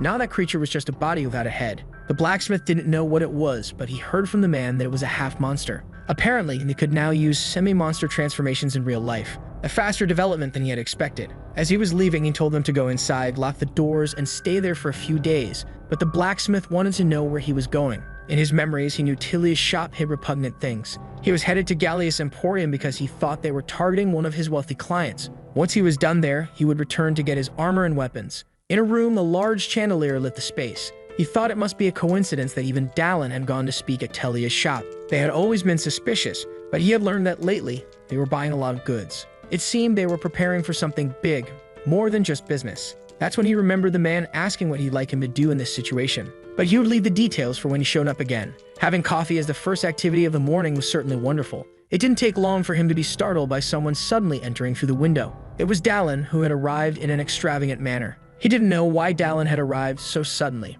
but he had already ordered the man to duck. Through the window, arrows began flying in, breaking the few remaining intact. Startled, he wanted to know what this meant. Dallin sighed in relief, saying that if he had been a little later, it would have been much worse. He would explain soon, but for now, the man had to hide under his bed. Reacting quickly, he threw the axe he was holding out the window. There was an archer hidden on one of the nearby rooftops. His face now became a place to hold an axe. As he left the room, he ordered the man not to leave until he returned. Dallin was quite happy because he would gain some experience now. The man heard what he said but understood absolutely nothing. He jumped out the window toward the nearest roof. Beside him was the small body of the archer who had tried to hide. In the axe holder was a white mask. He looked around to get a sense of his surroundings. There were several of these men with masks on their faces. They began to appear in numbers on the rooftops. This was their main military force, white and gold masks in motion. This indicated they wouldn't just stand by and do nothing. Preparing for what was to come, he gripped the axe in one hand. There wasn't much time left before their grand plan would be put into action. A projectile flew in his direction. With skill, he used the axe to defend himself. Standing still wouldn't help, so he started to move. Before him were already a few of the fools who looked surprised. They tried to attack him in vain, but what they threw at him only hit the image he left behind. The first axe strike landed perfectly. It didn't take long for him to be close to the next one. This time, the axe brought about a separation of head and body. Now only 3 were left, and another projectile came his way. Once again, the axe was useful as a tool of defense. Someone said he must be the soldier who killed Derek. This man calmly approached him. They stood face to face, but on different rooftops. As soon as the masked man realized it was him, he expressed his desire to taste some of his blood. For the blood of valiant warriors is always a delight. This was a silver mask. He hadn't expected an executive member to be there. This was Stray Leader Hafen, a low-class assassin vampire who used poison and memorization. In the game, it was difficult even to react to his attacks. Still, he was excited to see how things would go now. There was no other option but to face him alone. Confident, he hoped to resolve everything in just a single strike. The vampire waited, smiling for him to approach. Dallin noticed something was wrong. He was now in the middle of a trap. He did his best to defend against the stakes. Now he felt he had been too reckless and should have been a little more patient. Because of his character's body that this guy had consumed, a notification appeared. He had discovered the killer who dismembered bodies under the night sky. Not to mention the recent attack wasn't made by him alone. The vampire had help from the other fools Dallin hadn't dealt with yet. If that was the case, he needed to take care of those guys first. Attacking, the vampire said he was growing impatient because he already wanted Dallin's blood. The henchmen attacked in unison, just like the crossbowmen on the other side. Dallin found himself surrounded on all sides. With exceptional mastery, he disappeared and was already upon some of them. His axe found the first of many targets. There was no time to waste in this situation, and his attack continued. His strikes were precise and lethal. The long-range shooters were no longer breathing, leaving only the others. He then prepared to throw his axe toward them. Without time to react to the speed of the attack, one had already been hit. Preparing to finish them off, he used his combatability. As quickly as his axe advanced toward them, it had no trouble taking them down. The survivor of this strike called him a monster. Dallin was relieved that only one of them remained now. Without patience, he let his axe sing. However, he noticed an attack coming from behind. He had to defend immediately, using the axe to stop the projectiles. But what he didn't expect was for poison to come out of them. Realizing the gravity of the situation, he tried to move away from the smoke immediately. But he was already poisoned. The vampire said that a simple human couldn't resist a deadly poison. He hadn't used it earlier because of his companions, but now with only one of them alive, it was a reasonable loss. Even so, the vampire was relieved not to have faced him head-on, as he had taken down all the others without difficulty. Knowing this, he needed to make sure to get rid of him completely. Being a vampire, the poison didn't affect him, but he hoped the human wouldn't be able to resist. Amidst the smoke, he approached what he thought was the body of his victim. As he got closer, he realized it wasn't him. That body wore a golden mask. Dallin is already behind him, ready to let the blade of the axe sing. The vampire didn't expect this attack, much less that the human was still alive. Though he was caught by surprise, the first attack didn't hit him. What occupies his thoughts now is how the human resisted the poison. The only possible explanation is that he must not be human. That is certainly a terrifying monster. Before him, the man says his eyes are burning. It reminded him of tear gas when he was a soldier, but the vampire has no idea what that is. Not understanding what he's saying, he began to attack frantically. All he desires now is for this person to die quickly. Dallin sighed, unconcerned about the attack. He didn't care because their attack patterns were always the same, while the dragon's blood regenerated him. Dallin's foot sank into the roof. The vampire couldn't believe that the man was already before him. Worse than that, his throat was now in the palm of that monster's hand. With him immobilized, Dallin asked if the vampire would like to say his last words. He finally asked him how he survived the poison, which is lethal to humans. The vampire shouted loudly that it was impossible. Dallin told him he was talking too loud and crushed his throat. Luckily, it was a low-class vampire. If it had been higher, he would have turned into a bat or shadow and escaped. With that, he found a body that had perished trying to take down the vampire. The system wanted to know if he wanted to collect the body, so if the body was collected by him, With that, he inherited the vampire's abilities, plus 3 in strength and jumping skill. Still in the house, the man was terrified because he never imagined he would be the target of an assassination. Even worse, in broad daylight, he remained in the room, holding a sword. Looking out the window, he tried to calm down because his head was still attached to his body. Contemplating the scenery, he wondered if it was all just a dream. Whether it was or not, it was wise to call his guards just in case. Preparing to open the door, he hoped Dallin was still alive. A loud noise erupted behind him. He turned, ready to defend himself. However, he felt ill and collapsed. Downstairs, Dallin said he needed to better control his strength now. Returning, he told the owner of the Emporium that he had completed his task, but found him unconscious. He thought he might have been poisoned, but again, the man didn't know why his mouth was foaming. In the room, someone entered, wondering what all the noise was about. The person who entered was Sienna, and to her, it made sense that the noise was caused by Dallin. Even so, he wanted to know what she was doing there. She brought the information he had asked for. The 3 of them sat in the room drinking tea while they talked. The man wanted to know if she was the informant from the Raven's Nest. She confirmed that she was. He couldn't believe she had an infiltrator in the Emporium, but if that weren't the case, she wouldn't have known where Dallin was. Looking at him, she spoke again, saying she had the information he requested. She discovered which organization those silver masks belonged to. Since she had obtained it from the sewer incident, he hadn't thought she'd have enough time, but the girl had proven more capable than he expected. The question was whether she had done it right, so he asked who they were. They were heretics serving an evil god and called themselves Apostles of Regression. Additionally, there was one more thing. That book was the ledger from Telia's shop. Upon inspecting the book, he discovered a few more things. The owner of Telia's shop was one of the executives of the Apostles of Regression. In recent days, they had been buying large quantities of medicines, metals, and weapons. All these goods were stored in a warehouse they had purchased a long time ago and had neglected. Dallin knew the place and hadn't expected them to have been there all this time. There were signs of the masked men there, as well as the people they had kidnapped, along with their henchmen. It seemed they intended to turn the hired thugs into semi-monsters and use the artisans to make weapons. This was the prelude to a war that would soon take place. He wanted to know if there were any updates on the Bronze Guards, since she was close to the commander of the Silent Company. She had spoken with him, and it seemed he would cooperate, but it would be difficult to attack the place without concrete evidence, and it was also outside his jurisdiction. However, for Dallin, that wasn't a problem. They just needed to create a justification for the guards to intervene. After the conversation ended, night fell over the city. A man complained about the cold, saying the winter was harsh. They could have sent the henchmen for that task, not the faithful followers of the cult. Even so, they were there standing guard at that building. His companion told him to stay quiet because if a golden mask heard that, he would be killed. The apostles have been working hard, and the grand plan will soon be put into action. Without warning, his companion fell to the ground. He had no idea what was going wrong, and Dallin was already behind him, much to his misfortune. Standing before the young man, Dallin wanted to know more about those white and gold masks. After all, he had killed them all. Hearing this, the young man was incredulous. Without waiting for his reaction, Dallin struck him. Thus, there would be no resistance from those 2. Besides them, there were a total of 30 people there. Many were on the rooftops and in the alleys of that place, but most of them were already unconscious, so there was no one left to stop his attack now. He jumped from the roof and headed for the ground. His descent was perfect and silent. There were no addicts or beggars on the street at this hour of the night. It's possible they had been captured and monstrified. Since they accelerated the plan, they no longer feared staying in the shadows. In the morning, he received confirmation that the Bronze Guards would assist them in this matter. The plan was simple: invade the building, deal with the enemies, and start a fire. Once the fire began, the guards, who would coincidentally be nearby, would help extinguish it. With that, they would gain access to heretical evidence. In theory, it was a perfect plan. Only one thing bothered him at the moment. The building had 5 floors in total, and the owner of the tile shop must be inside. If an invasion occurred, he didn't know if that person would flee or stay in the place. Regardless of what happened, Dallin was prepared for what might come. After all, whenever possible, he had to step on them.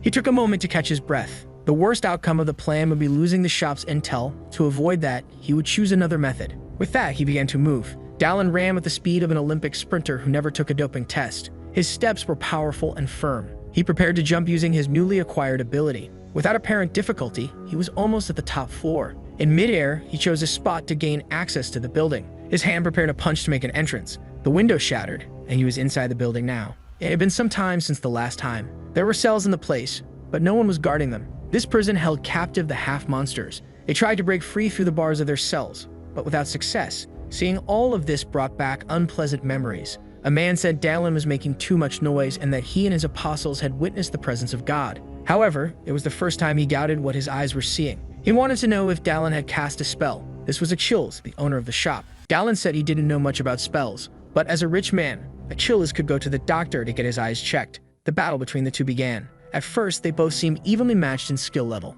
Though Dallin was good, Achilles countered in equal measure. Their blades clashed and sparks flew from the impact. He knew Dallin was stronger than an ordinary man. It wasn't for nothing that the other apostles had perished in his hands. If someone told him Dallin was a giant, he would believe it. Dallin didn't seem pressured now and pushed him back with a single blow. Achilles caught his breath and remembered that the Grand Apostle had a reason to hasten his plan. Faced with this, he needed to get rid of the obstacle in front of him. So he began to chant a dark incantation. Dallin seemed to recognize the spell. A red aura formed, and it looked like he was awakening the half-monsters in the place. In the cells, the monsters were growing stronger, as if they were drinking some juice. It would take some time for the spell to take full effect. It was time for Dallin to act before things got worse. He threw his axe toward the masked man to distract him, but Achilles positioned his sword ready to defend himself. With one strike, he deflected the axe, sending it back into Dallin's hands. Without wasting time, Dallin leaped to attack him. Despite the strength of the blow, he was once again stopped by the sword. However, Achilles once again felt the disproportionate strength of this man. From below, Ani was on a collision course with the mask on his face.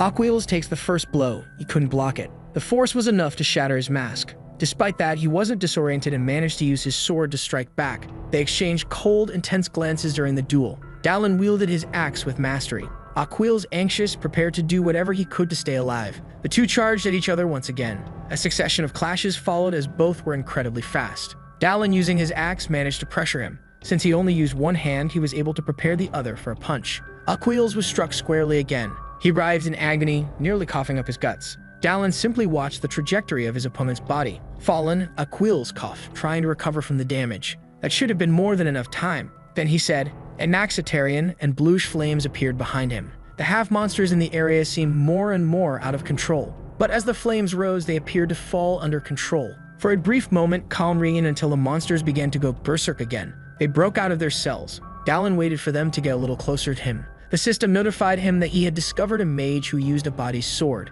It was a great opportunity since experience and bodies were coming his way. The monsters swarmed him. They did everything they could to keep him in the middle of them. But what emerged from the swarm were countless cuts. Achilles watched in disbelief, unable to comprehend that Dallin wasn't even tired. His armor, hidden beneath the tunic, had been destroyed by that man's fists. Looking at him, Achilles thought about what else could be done. Holding his sword, he knew there was only one way to take down such a monster. He needed to set an ambush while Dallin was distracted, fighting the monsters. He would use a skill he learned in the Order of Knights, where he put everything from his past into it. In his current state, there would only be one opportunity. He waited for the right moment. Finding an opening, he advanced through the monsters to strike Dallin. In a few moments, he would pierce that bastard, or so he hoped. Dallin had his back turned, apparently unaware of what was happening. The blade drew nearer, and Achilles believed he had succeeded. But just as he got close enough, the tip of his sword was sliced by the axe. That outcome wasn't something within the realm of possibility. The force of the blow also destroyed the handle of the axe. Dallin didn't know why the instant death strike had happened so suddenly,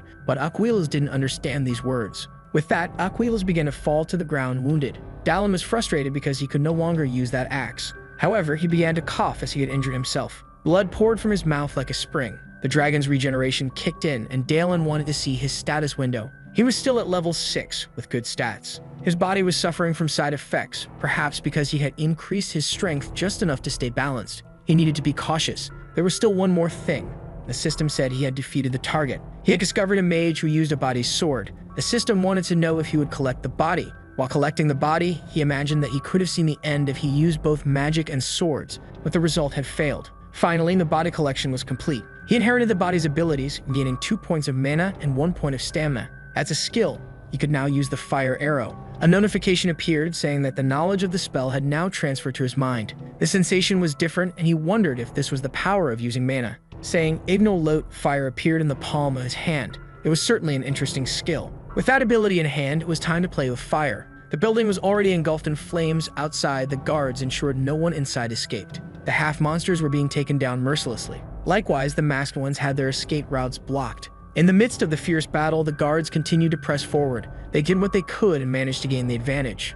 One of them, enraged, threatened his enemies, but he was caught off guard by a golden mask that was there. His lowered guard allowed the enemy to knock him to the ground. If things continued this way, he would meet a bad end. Discreetly, he tried to reach for a weapon near his hand, but the masked man saw this and stomped on it. With little he could do, he imagined this was the end for him. Before his eyes, he witnessed what he thought would be his last moment, and he didn't want to die like this. At the last instant, something unexpected saved him. He still didn't know what had happened and wanted to understand what it was. From the top of the building stood the person who had saved him. It was Dallin who, seeing the situation, did what he could to prevent further casualties. He still had many arrows left. He knew he needed to do something, as it wasn't over yet. Holding them as if they were spears, he prepared to throw them. His feet braced themselves. His concentration was intense because he couldn't afford to falter. With all the strength he had, he threw the 3 arrows at the same time. They soared through the sky, heading for the ground. Upon hitting their targets, they produced a large impact zone. The guards who witnessed this were frozen in place for a brief moment. It had been unbelievable to see.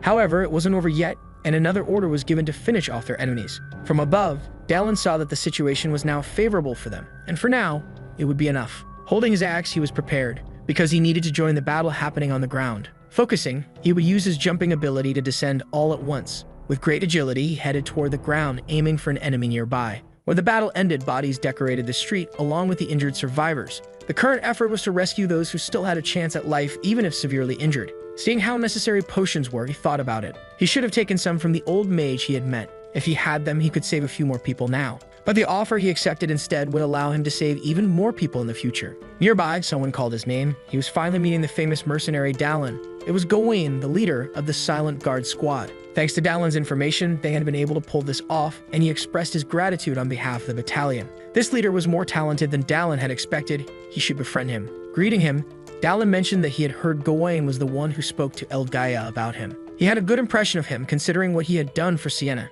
And after today, he believed Gawain's talents had revealed themselves once again. He wished him luck in future endeavors. As soon as they finished speaking, Dallin felt a bit unwell. It was possible he had pushed himself too hard and should consider resting now. With that in mind, he said he would take his leave. Gawain mentioned that even though Dallin was strong, he should wear armor because you never know what might happen. In response, Dallin said he would get some very soon. By the dawn of the next day, he was walking through the city streets. He had spoken with the owner of the Emporium, but was supposed to be around here. Looking up, it seemed he had found it. The forge that had been prepared for the blacksmith's new beginning. Entering the building, he asked how the work was going. The woman greeted him happily, as she hadn't expected his visit. She then called for her uncle, informing him that Dallin had finally arrived. The timing of his arrival was perfect. The blacksmith had just finished what Dallin had requested. Looking at the chest, Dallin thanked the blacksmith, who hoped he would like what he received. Dallin prepared to open the chest. His eyes finally met the armor. Once dressed in it, he expressed how much he liked it. It had been a great decision to ask the blacksmith to make it. This made the blacksmith happy, and he said Dallin could also choose some weapons. Since his axe had just broken, Dallin was grateful. While he was there, someone entered the forge. Dallin bid farewell, apologizing for not being able to pay the full amount, but the blacksmith said he was only in this new forge because of him. That equipment was wonderful and would be of great help. Dallin hoped the blacksmith would continue making pieces like that. Hearing this, the blacksmith expressed his gratitude. Outside, someone said Dallin had come faster than expected and that the situation must be serious because of it. He apologized for interrupting the conversation, but indeed, the situation was dire. At that moment, he truly needed Dallin's help. The remaining forces of the heretics had gathered. The 8th territory was entirely under their control at this moment. Mounted on their horses, they left the city. Dallin wanted to know how the 8th territory had fallen. There had been evidence of that the tile shop, and they had discovered where their fortress was located. When they joined forces to enter, the heretics had already fled. In the 8th region, they had a hidden refuge. No one had expected the attack, and that's how they managed it. They almost did manage to establish a defense perimeter in the region. All the forces gathered in one place. Events different from those in the game were unfolding constantly. Something like this happening just 2 days after the attack on the shop. But this wasn't entirely bad. If things were changing, it meant they were moving further away from ruin. He definitely couldn't miss this opportunity. At the Bronze Guard's fortress, they were gathered. A hand slammed on the table, furious. The chief guard of the 7th territory said that if they entered there, they would be annihilated, and he wanted to know who would take responsibility for it. But they couldn't just abandon those people. That's not what the chief was saying.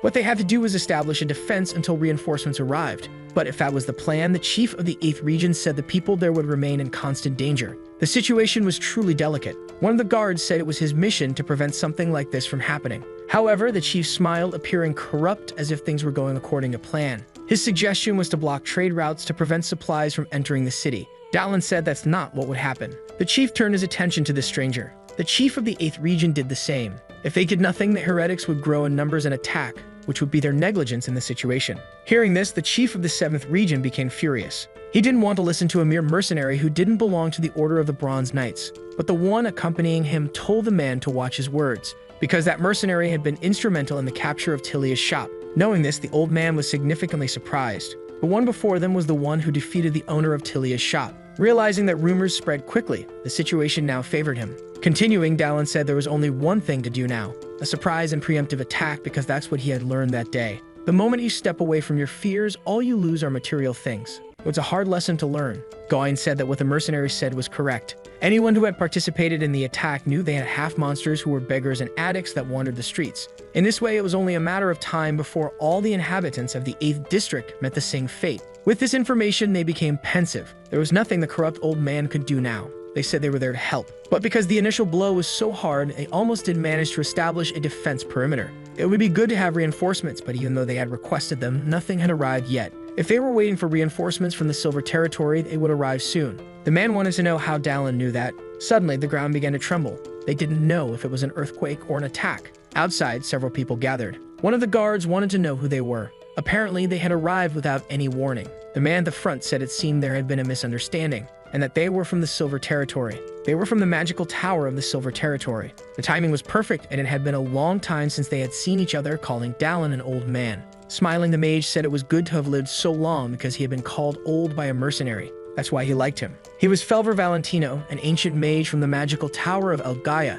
In conversation, Felver said he wanted to offer Dallin another reward. If the city was ever in danger and Dallin called for help, he would do his best to assist. Now was time to fulfill that promise. The help of mages was always welcome, and Dallin thanked him for keeping his promise. In the dead of night, horses galloped swiftly. Their rider was in quite a hurry. He needed to ensure that everyone knew his message as soon as possible. A torch lit their path. They continued through the darkness. Looking at his companions, Dallin remembered what they had discussed earlier. After sharing the plan with them, he asked them to raise their hands. Not all of them agreed with this approach. Attacking first was risky, and he hoped to do it alongside people he could trust. The chief of the 8th Territory was to oversee the area. Only the elite would enter the mines. With that, all preparations had been completed. The Bronze Guards were being led by the leader of the Silent Division. The mages were also with them. It would be just them attacking the cult of regression.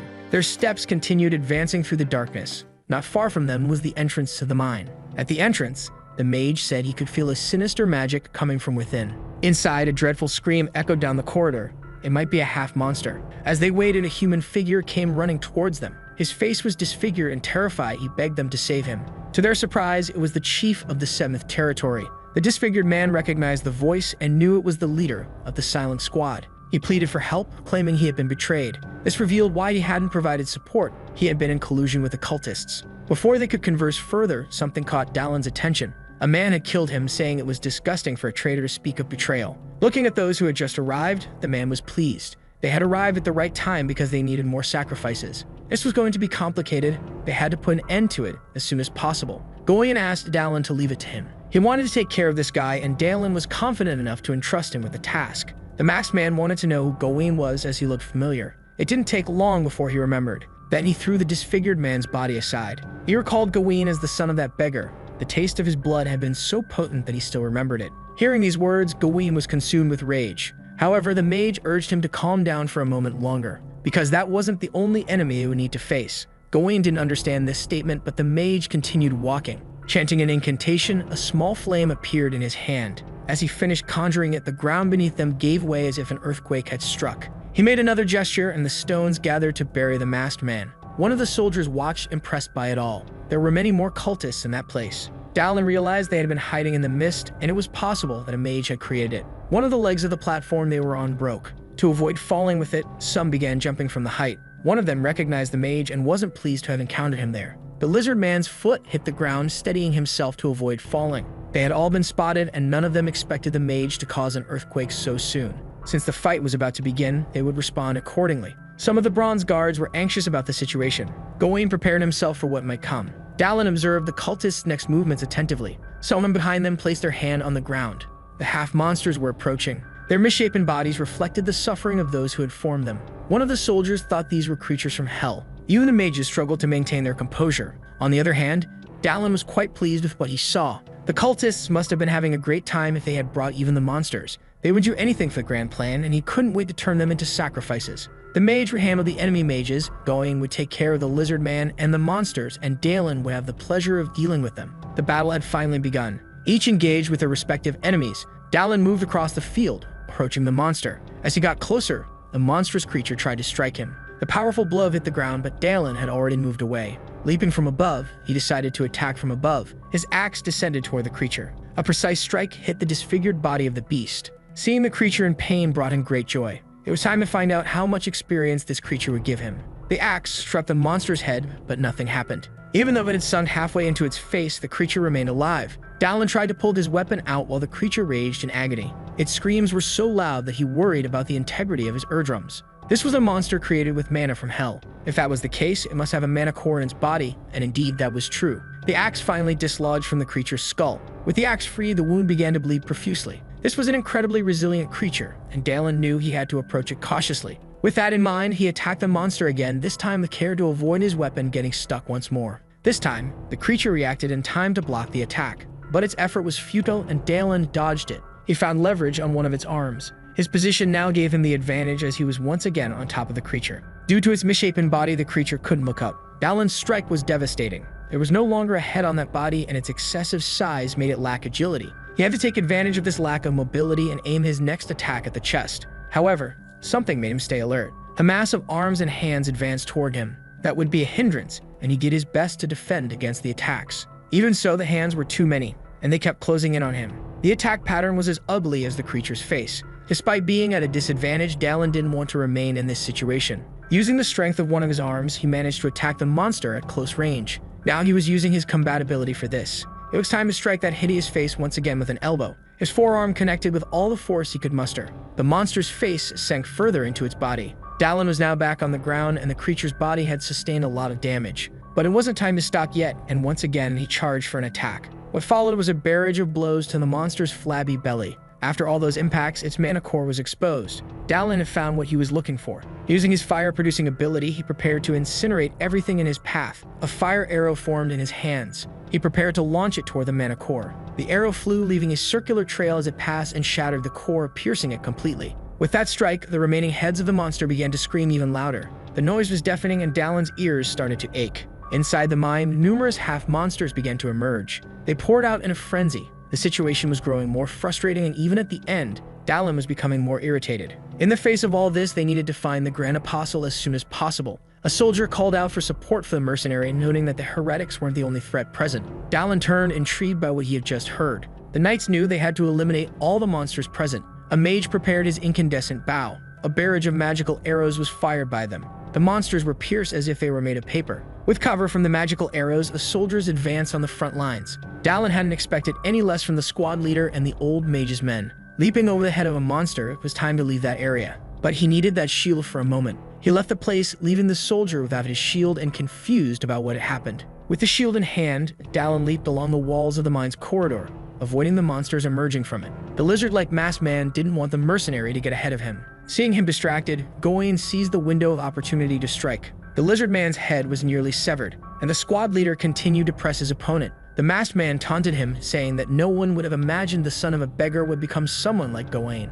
To provoke him further, he said he would show Gawain how much he enjoyed the day he devoured his mother. He pulled out 2 large axes from his back. His mask had fallen to the ground. The crocodile man wanted to discover the taste of the beggar's son. He'd hoped that at least Gawain's taste would be similar to his mother's. Gawain didn't respond to the provocations and declared that before that happened, he would cut out the lizard man's mouth. Without hesitation, he leaped toward the crocodile man. Their battle was becoming increasingly fierce. The mage commented that he wouldn't assist the squad leader because Gawain wanted to handle it on his own and would merely observe for now. Besides, it seemed they were winning on all fronts. He then asked if the masked enemy before him didn't agree. The masked man replied that even if they lost, it would be impossible to stop the Grand Apostle. The grand plan would inevitably be fulfilled in a way no one expected. This left the mage intrigued about their methods, but the masked man said nothing more, only smiling cynically, a way no one would imagine. That could mean many things. Dalen told the Grand Apostle to lift the state he was in, because he had surrendered his body to demons. But thanks to Dalen, they didn't have enough sacrifices. Even so, the Apostle didn't regret his pact as it had made his body complete. He began to thank the mercenary for being there, the warrior observed by the gods, the hero who wanted to prevent the end. Before the Apostle could finish his monologue, an axe was already buried in his face. The Apostle briefly smiled at what had happened. He knew he could no longer be killed by an attack like that. As the Grand Apostle, it would take much more than a single strike to defeat him. Dalen stopped speaking because he had noticed something. On the ground were several marks. He hadn't expected this. He had just found the body of the 6th Apostle and that of the Great Warrior. After playing this game many times, Dallin had committed himself to completing it, saying it was just for fun. At times, he even led the downfall, and once he had been an apostle, his first deviation. The end of that story had been a long succession of deaths. Not even his subordinates had been spared. He had shown no mercy to any of them. In a single opportunity, Dallin had found 2 bodies. The apostle remained focused, intent on attacking him. His goal was to make Dallin another sacrifice. The tentacles made it difficult for Dallin to find an opening to strike. The apostle had formed a contract with a low-class demon, Araction. Even though it was a low-ranked demon, it had incredible regenerative abilities. The apostle commented on how skilled Dallin was at dodging his attacks. However, he knew Dallin wouldn't be an easy opponent to defeat. Suddenly, the apostle's image began to blur. Dallin realized he was disappearing. Before he could fully process his thoughts, a small cut appeared on his cheek. Now the apostle was moving incredibly fast, and there were no openings in his movements. Dallin tried to defend himself, but his enemy was already at his side. Facing imminent danger, Dallin did his best to react in time. But, unfortunately, he was already trapped by one of the tentacles. This situation was not looking good for him. Struggling to free himself, Dallin attempted an attack, but the apostle had disappeared once more. Feeling more exhausted than usual, Dallin suspected he might have been poisoned. However, the dragon's blood within him began to regenerate his body. Even so, it was taking longer than usual. Keeping up with the apostle's speed in this state would be no easy task. Still, Dallin had no other choice but to take the risk. The apostle leaped along the walls of the place with immense speed. His movements were meant to distract Dallin once again, as he positioned himself behind the mercenary. But this time, Dallin had anticipated it and was already prepared for the attack. The apostle's tentacles reacted just as quickly. Face to face with the apostle once more, Dallin was about to land another powerful blow. With his shield, he struck the ground, and though the apostle had managed to dodge, some of his tentacles were now trapped. The apostle was the one surprised this time. Unable to move, the mercenary attacked again. This time, the top of the apostle's head was sliced off. The body collapsed from the force of the blow, and Dallin planned to keep attacking. But it didn't take long for him to be surprised again. More tentacles emerged from the apostle's head, and the apostle remarked that the warrior had many tricks. Muttering an incantation, the apostle's face transformed, revealing large fangs. His appearance had completely changed. With the transformation, a spell was cast, and Dallin was engulfed in its power. The force of the magic hurled him through the air. The attack was strong enough for Dallin's dragon blood ability to kick in once again. It was much like the last time he had tried. The second body to fall to the Grand Apostle, the great warrior who had been captured. It wasn't that Dallin lacked strength in this situation. What he lacked was the endurance to keep up with the Apostle's regenerative abilities. It had been a short but extremely dangerous encounter. The power of a demon was truly incredible. The Apostle's tentacles now took the form of spider legs. No matter how many tricks the mercenary still had, they were all useless now. The Apostle awaited Dallin's next move, knowing the mercenary was thinking of how to overcome his regeneration.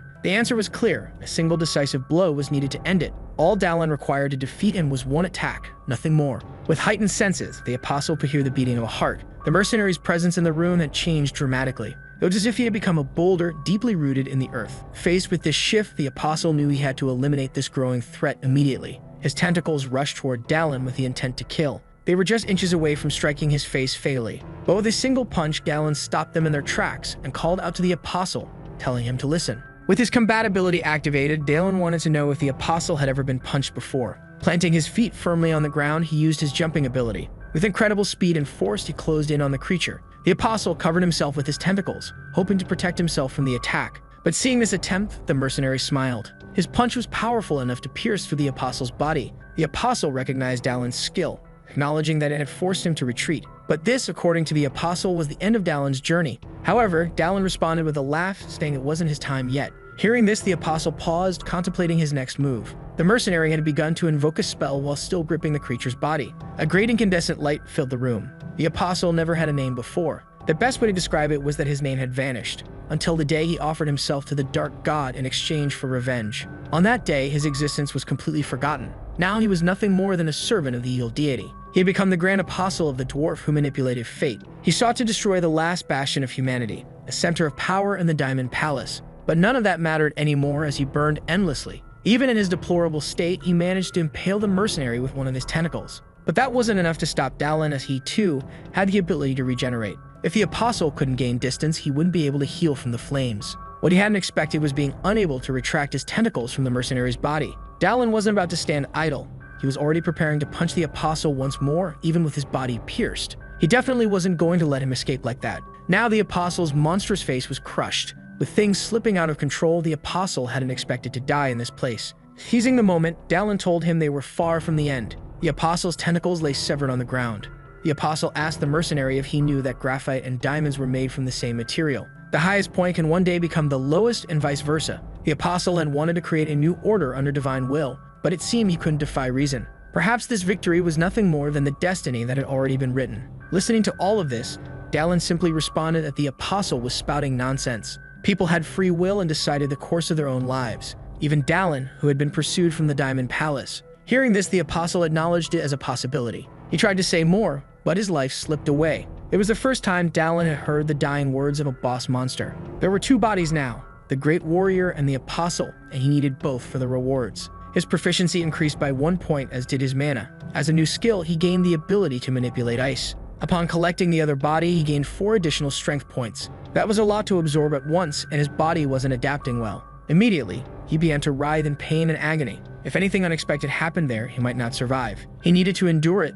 There was no other option if he wanted to return to the real world. Suddenly, Dallin found himself in another place. This was the starting point of the story. He wasn't sure if it was a dream or if he had returned after dying. But as he concentrated, he felt something. His physical body was far from this place. He was resisting the absorption of the strength points. It seemed like there was something he needed to do in this place. He opened the door of the cabin in front of him. Inside, he encountered an unusual scene. It was his own room, and someone sat in front of a computer playing a game. It was the game he used to play endlessly, and the character on the screen was the one he used to create. As the person moved the mouse, they were deciding what the next mission would be. Dallin stared, stunned at the scene in the room. It couldn't just be a game. The times he played without the will to win. The NPCs he had killed. The times he gave up on saving people. He had no idea how many worlds he might have destroyed by playing. A hand gripped his ankle, pleading to be saved. Shadows emerged from the ground, all begging for the same thing. Indeed, the person in front of him was himself. But it represented his past and his original sin, not who he was now. Realizing the magnitude of the situation, Dallin became furious.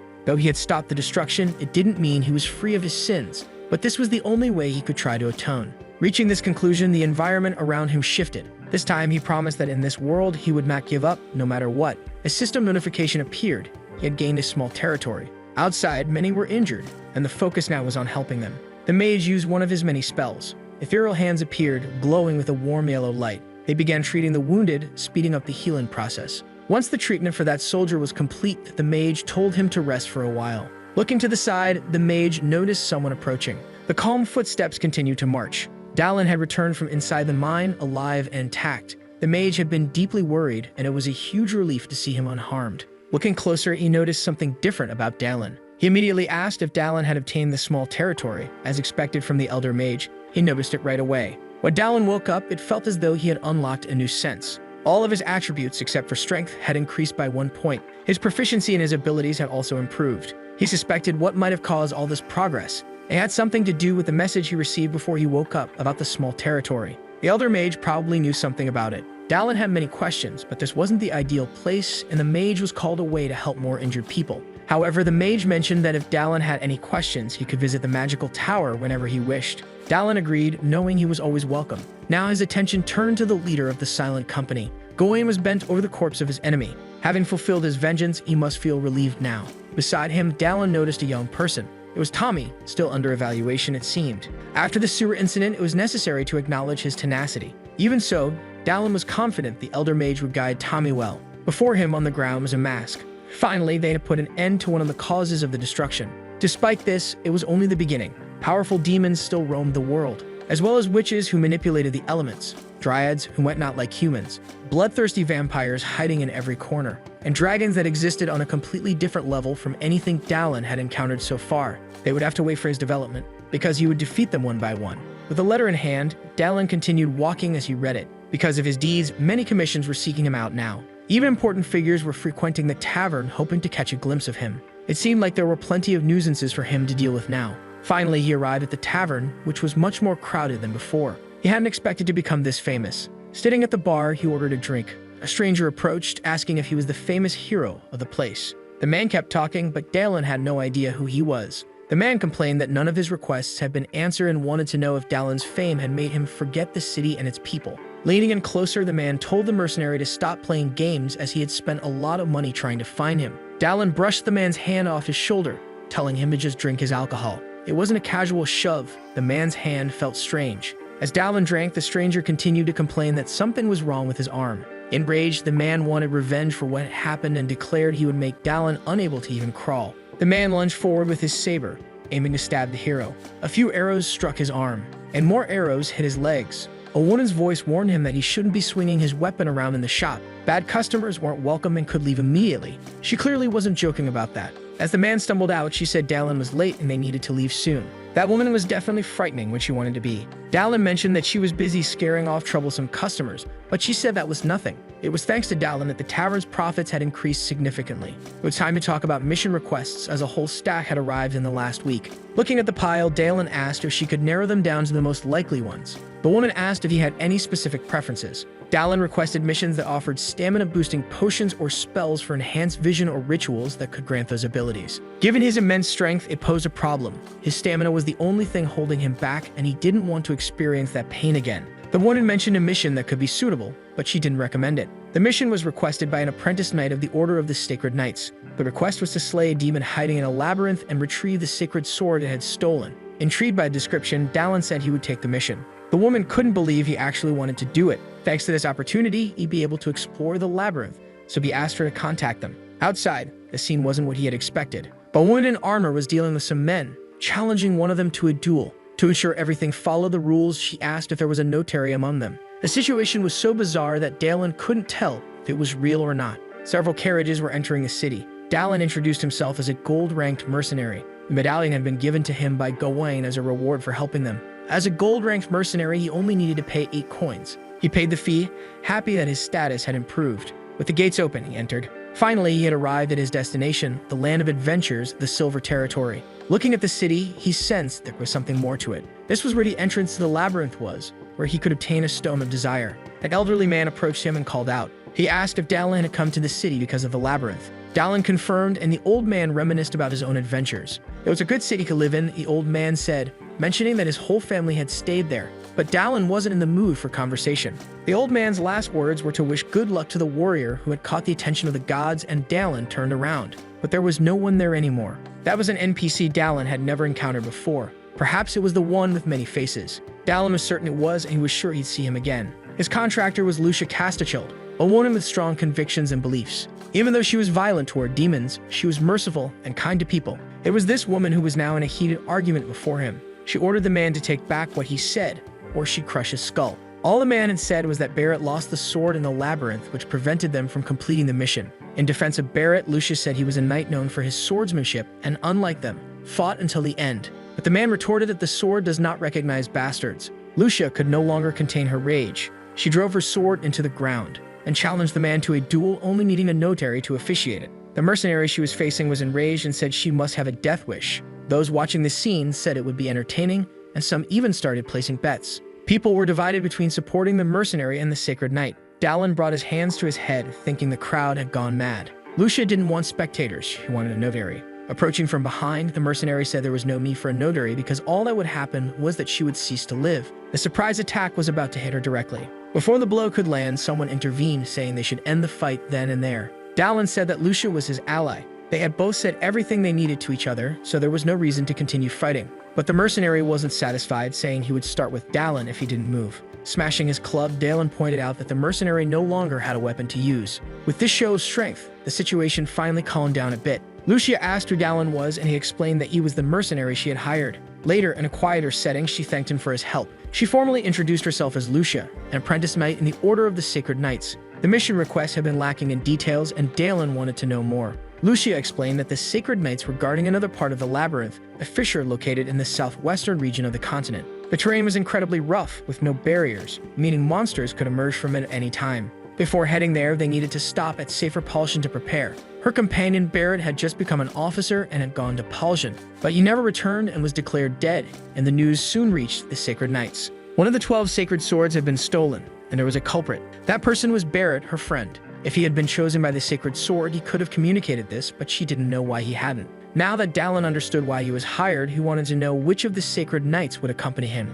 Lucia explained that there were no available forces in this area. With the monsters active, there weren't enough knights, so it would just be the 2 of them in the labyrinth. Seeing this opportunity up close, Dallin realized he had a chance to help someone who would become a heroine in the future. He told her he would wait for her at the entrance of the labyrinth the next day at 12 o'clock. Hearing this, Lucia could hardly believe it. Dallin slammed his empty glass on the table, because now they were going to recover the lost sword. At the magical tower, Dallin leaned over the parapet near the garden. Approaching, the elder mage apologized for keeping him waiting so long. The lecture had taken more time than expected. Another person accompanied him, introducing himself belatedly. It was Tommy, one of the elder mage's best students. Tommy had clearly learned something as he now appeared much more mature. He was likely there to discuss the matter they hadn't had time to address earlier, and indeed, that was the case. A great light emanated from Dallin's body. What Dallin wanted to know was about these territories. A large aura formed around him. The elder mage was impressed because Dallin always exceeded his expectations. It proved that Dallin had the potential for even greater power. Only those who made peace with their past could achieve this. Dallin listened to these words attentively. Overcoming his past, it was almost exactly what had happened to him. The elder mage asked if Dallin knew how to handle his domain, to which Dallin replied that he didn't. The mage explained that a domain was essentially the construction of a fantasy world. Unlike reality, which had many restrictions, in the world of fantasy, anything was possible. Having a domain meant Dallin had access to this world as well. Dallin wanted to know how to access this place he had taken hold of. The elder mage suggested that it would be better for Dallin to see for himself, and he sent Tommy to rest. The boy agreed but left disappointed. Bowing, Tommy also bid farewell to Dallin. For now, it was too much for the boy to witness a domain. The flow of mana could cause confusion. With that, it was time for them to begin. After casting a spell, a bright light enveloped the elder mage's body. This was how his domain was being summoned into reality, bringing impossible possibilities with it. This was the essence of using a domain. Dallin could sense the place. The mana flowing from the elder mage was distorting the world around him. Dallin remembered that when fighting the apostle, the flow of mana around him had changed. Now he finally understood what had happened. The mage asked if, after seeing the demonstration, Dallin could use his own domain now. Dallin didn't think he could just yet, and the mage said it would take time. Powerful mages had limitations as great as their powers. Dallin wanted to know what the elder mage's domain did, and he explained that it had many abilities, but primarily it allowed him to see the memories of the land. Everyone who passed through it left their mark in some way. You could not only see the past, but also glimpse parts of the future. Dallin pondered the fact that the land recorded the passage of time for all. With that, he had one more question he wanted to ask the mage. Since coming to this world, one question had lingered in his mind: who is he? Outside the labyrinth, the time was almost upon them. On the first floor, Dallin was already with his contractor. He asked Lucia if she was nervous, and she admitted that she was a little. This was the past of someone who would one day be called the Demon Slayer. Even Dallin was curious about how someone so young would one day become a sacred knight. Near them, Dallin overheard a conversation about the source of some information. It was the mercenary he had encountered before. The mercenary was claiming that he had seen it with his own eyes and had no reason to lie. The sacred knight had mortally wounded the demon. A low-ranked demon wounded was good bait for adventurers. Those who slay monsters in labyrinths are greatly rewarded. But this way of thinking was flawed because the demon wielding the sacred sword would only grow stronger. So the demon would hide the sword and accumulate power over the years. With the demon vulnerable, they could now do whatever they wanted with it. As the doors began to open, Dallin told Lucia to prepare, but she had expected a portal to appear. Instead, a large light formed beneath them on the ground. The labyrinth was below them, and the doors opened in the floor. Lucia hadn't anticipated that small detail. They fell through the portal, with Lucia terrified by the drop. They descended into a valley-like formation.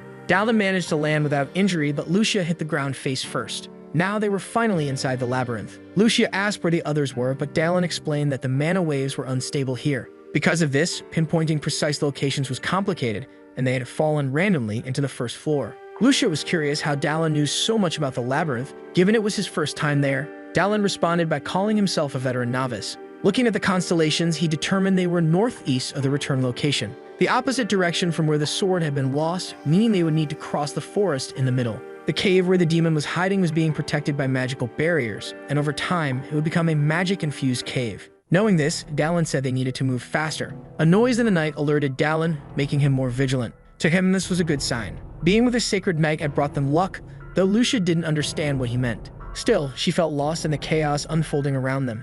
Nearby, several ghouls and giant wolves began closing in on them. Lucia prepared to fight and said this didn't feel like good luck. Jumping into action, Dallin told her she would soon realize where their luck lay. Descending from the air, he was ready to deal with the first of their enemies. A flash of light erupted in the forest as Dallin attacked. A figure emerged from the shadows. Dallin now had a mount which would help him reach his destination quickly. The night continued, and the monster camp remained quiet. One of the monsters stood watch, keeping an eye on something in the distance. Not far away, someone let out a scream. Lucia was terrified by the experience. She begged Dallin to stop, saying she was too afraid and feared they were heading straight for the nest of monsters. The monster on watch howled, warning its companions. They were getting close and were about to collide with the barricade. Dallin dodged, but Lucia crashed into the wall. Dallin rushed to her side, asking if she was alright. Lucia said she was fine, but was surprised by how he had used the animal's instincts to return home. Thanks to that, they had covered a great distance in a short amount of time. Now all they had to do was get out of there. But Dallin had other plans. They were in a monster nest, so they needed to eliminate all of them. He instructed Lucia to follow him carefully as he prepared for battle. Using his jumping ability, he was already in the thick of the fight. Calling the monsters to attack him, Dallin fought with skill. Lucia watched, knowing she couldn't stop this behavior. Gripping her sword, she prayed to the god of battle. Her eyes gleamed and her focus intensified. In the blink of an eye, she darted through the monsters, slicing them with her blade. Dallin hadn't expected much from her, given that she was still just an apprentice. But she was undeniably talented and had the potential to become the heroine she was destined to be. Watching her abilities now, Dallin realized he had no reason to worry. He continued to move through the battlefield. The two of them didn't stop fighting the monsters around them. After a long battle, they both positioned themselves, ready. They were surrounded, but now they stood back to back. Lucia complained that the monsters seemed endless. Dallin asked if she knew how to make them give up. She responded that they learned it during training, so she knew what to do. The monsters growled, and Lucia said they were nearing the point of annihilation. But before she could say more, a loud growl echoed from a nearby building. A spear struck the ground, and a massive creature held it. This was their leader, and if his necklace was cut, the monsters would retreat. Upon the leader's appearance, the remaining monsters bowed before him. It seemed the commander didn't like watching his subordinates die endlessly. The system notified Dallin that he had discovered two more bodies, the first traveler to the labyrinth and the experienced fighter. Dallin told Lucia she could rest while he dealt with the monster, but Lucia insisted she could still be useful. Just as she finished speaking, pain surged through her body. She had overexerted herself. She realized she shouldn't have spent so much energy dealing with the scouting group. Despite everything, was curious to see that Dallin didn't seem tired at all. Lucia was curious about what kind of commander this wolf-like creature was who didn't fight and yet seemed eager to deal with him. The beasts charged forward and soon their weapons clashed with force. Dallin recognized this monster. It was Bargoaf, soon to become a subordinate of the Eagle God. Bargoaf asked the mercenary who he was. He wanted to know who this person was that had invaded his territory, massacred his people, and what he wanted. Dallin was surprised, not expecting the beast to speak. Dallin responded that he didn't need a reason to take down those who devour humans, and from what the wolf was saying, he must have made a pact with the evil god. To do so, 10 human hearts were required, and the monster remarked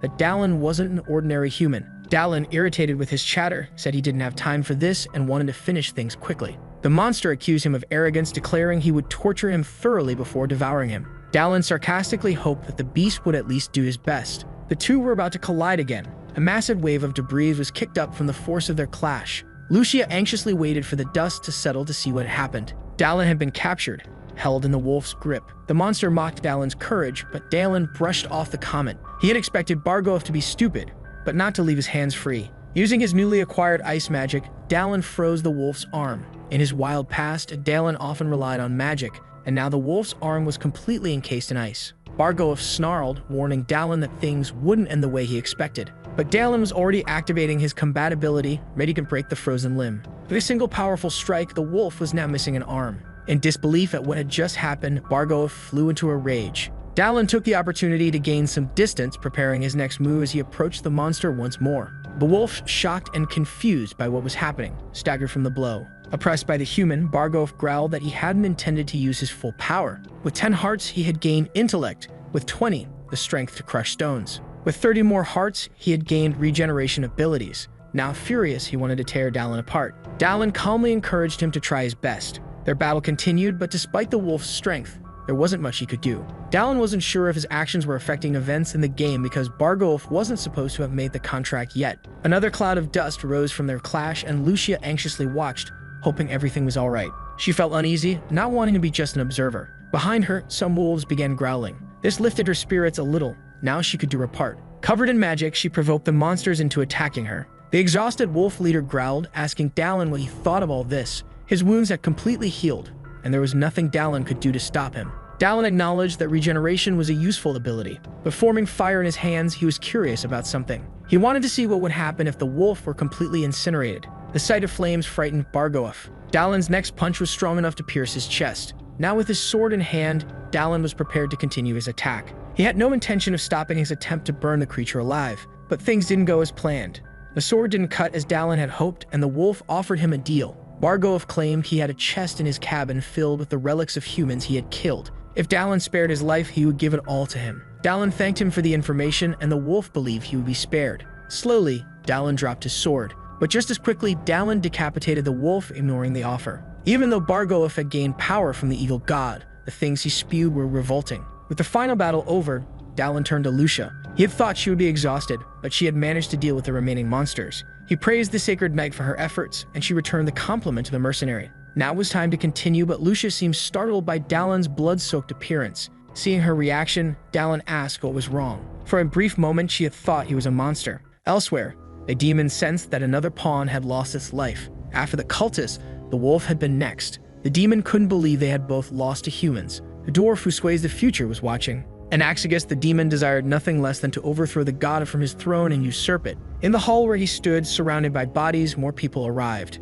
A hunter among them declared that he would cut off the demon's head and keep it as a trophy. But Anaxagus, bored by yet another group of dungeon explorers, gave an order for his corrupted knight to rise. At first, they believed it was just a puppet. But with a gaping hole in his chest, the knight revealed himself to be none other than Lucia's deceased friend. The hunter, eager to end this quickly, stated his plan to take care of the puppet before dealing with its master. Before he could finish his sentence, a sword was already on its way to his throat. All of them were cut down without a chance to defend themselves. The demon smiled at the scene. This was the work of a masterpiece. Before Dallin stood two bodies he had discovered. As he began to collect them, his proficiency increased by 1 point, as did his stamina. He gained another point in proficiency and a new skill. Lapentella's pulverizing sword, far better than he had expected. Now, Dallin sat before a campfire, reflecting. With all he had recently gained, he opened his status window to get a better sense of where he stood. In addition to his new skill, his proficiency and stamina were steadily approaching the level of his strength. Now only 10 points separated his stamina from his total strength. With this, the chances of experiencing another episode like before were greatly reduced. Beyond that, the best acquisition so far had been the pulverizing sword skill. It had come from the last body he collected. Thinking about the combination of his dragon blood abilities with the pulverizing sword, he couldn't wait to use both in combat. Skill and experience. These seemed obvious. He remembered his meeting with the Elder Mage, who once asked him who he was. Using his abilities, the Elder had revealed something unexpected, that Dallin's total life expectancy was only 2 years and 1 month. Out of all the things he could have heard, this was the last thing he expected. Since he arrived in this world, 2 years had passed. This meant his body had been created on the same day he arrived. The elements of the game were deeply connected to this reality, and Dallin just wanted to understand why he reincarnated here. Perhaps he was meant to relive his gaming experiences. No matter how much he speculated, nothing made sense. So he decided to focus on his immediate goal, the item that could fulfill any wish, the Stone of Desire. He needed to find it at all costs and use it to return to Earth. As he pondered, someone approached and called his name. Lucia noticed that he seemed troubled and wanted to know what was on his mind. Dallin brushed it off, saying it was nothing, and asked why she was awake. It wasn't her turn for watch yet. Lucia admitted that she couldn't sleep and offered to take over his watch now. But Dallin preferred to stay by the fire a bit longer, watching the flames burn. Considering everything that had happened recently, it was no surprise she couldn't sleep easily. The thought of her comrade no longer being alive must be too shocking for her. Continuing the conversation, Dallin asked Lucia what kind of person Barrett had been. After all, if the sacred sword had recognized him, he must have been extraordinary. Lucia confirmed that he was, but not just in that way. The Barrett she had known had been the most loyal sacred knight she had ever met. His personality and dignity were so exceptional that he was respected by both newcomers and veterans alike. Lucia herself had admired him greatly. Barrett was kind to everyone, someone truly deserving of admiration. And that's why she couldn't understand the accusations made against him. To her, Barrett hadn't stolen the sword, and she didn't comprehend how it had ended up in a demon's possession. Thinking about this, Dallin admitted that the story didn't make much sense. If Barrett had been recognized by the sword, he wasn't a mediocre knight. And if he had companions with him, a low-level demon shouldn't have been a problem. According to the other mercenaries' account, Barrett had even wounded the demon in the belly. If all this were true, the demon should have been an easy opponent. But before Dallin could dwell further, Lucia interrupted, saying that if Barrett had fallen fighting evil, she was proud to have been a knight alongside him. Dallin responded that if Barrett had friends who thought so highly of him, he was surely grateful to her, wherever he was. Though Dallin's words were kind, it made Lucia emotional. As Lucia was thanking Dallin for his kind words, a swift arrow came dangerously close to striking her head. Dallin reacted in time, preventing it from being a fatal hit. Not yet fully aware of what was happening, Dallin was already on high alert, prepared to respond to any threat. He shouted that only a fool would fire an arrow like that and swiftly returned the projectile in the direction it had come from. His aim was flawless, and it hit a shadow lurking among the trees. The mysterious figure couldn't dodge it and, in their final moments, couldn't comprehend how Dallin had made such a precise shot. As the body fell lifeless to the ground, Dallin was already inspecting the surroundings. More enemies approached, grumbling that they should have ambushed him while he was sleeping. Dallin found this odd. His heightened senses should have picked up their approach. Then, a familiar face stepped forward. A mercenary Dallin had encountered before claimed that he had lost a companion. Mocking, the bald mercenary joked that it had been a while since he had seen that foolish girl too. Lucia, angered, called him ugly. Dallin quickly recognized him as the bald-headed man from earlier and demanded to know how long they had been followed. But the bald mercenary scoffed, saying it wasn't Dallin's business. He was there to settle the score from their tavern encounter. He then ordered his men to attack. Calm as ever, Dallin called over to Lucia, asking if she didn't deserve to hear testimony from someone who witnessed her comrade's last moments. Lucia hesitated as the image of Barrett flashed through her mind. She then gripped the hilt of her sword. With renewed resolve, she agreed, saying she indeed deserved to hear it. Now it was time for the two of them to show what happened to minor characters in a story filled with dismemberment. Dallin charged toward the first group of attackers. The fools shouted loudly for him to die, believing in the power of their positivity. Their swords clashed violently. Dallin and one of the fools exchanged a series of blows. After toying with him for a while, Dallin taunted that the fool was slower than the senile old man. The fool, on the other hand, couldn't understand how his opponent was so fast. While he pondered this, his head was slammed into the ground, cracking it beneath the impact. Dallin pressed the fool's head even harder into the dirt to make sure he wouldn't be getting back up. Nearby, another one of the fools stood paralyzed with fear, having witnessed the scene. Dallin slowly approached him like a villain from a horror movie, and the man stammered, begging him not to come any closer. But a sharp scream pierced the night air. He was now learning firsthand whether God existed. Meanwhile, Lucia took a deep breath to focus. A bright light enveloped her sword, and she invited the rest of the minor characters to attack her. One took the bait, arrogantly declaring that it didn't matter if she was a sacred knight. Bones were still bones, and his sword was brutal. But Lucia easily dodged, now airborne, mocking the chunk of metal the man called a sword. She remarked that he was slower than a drunk infant.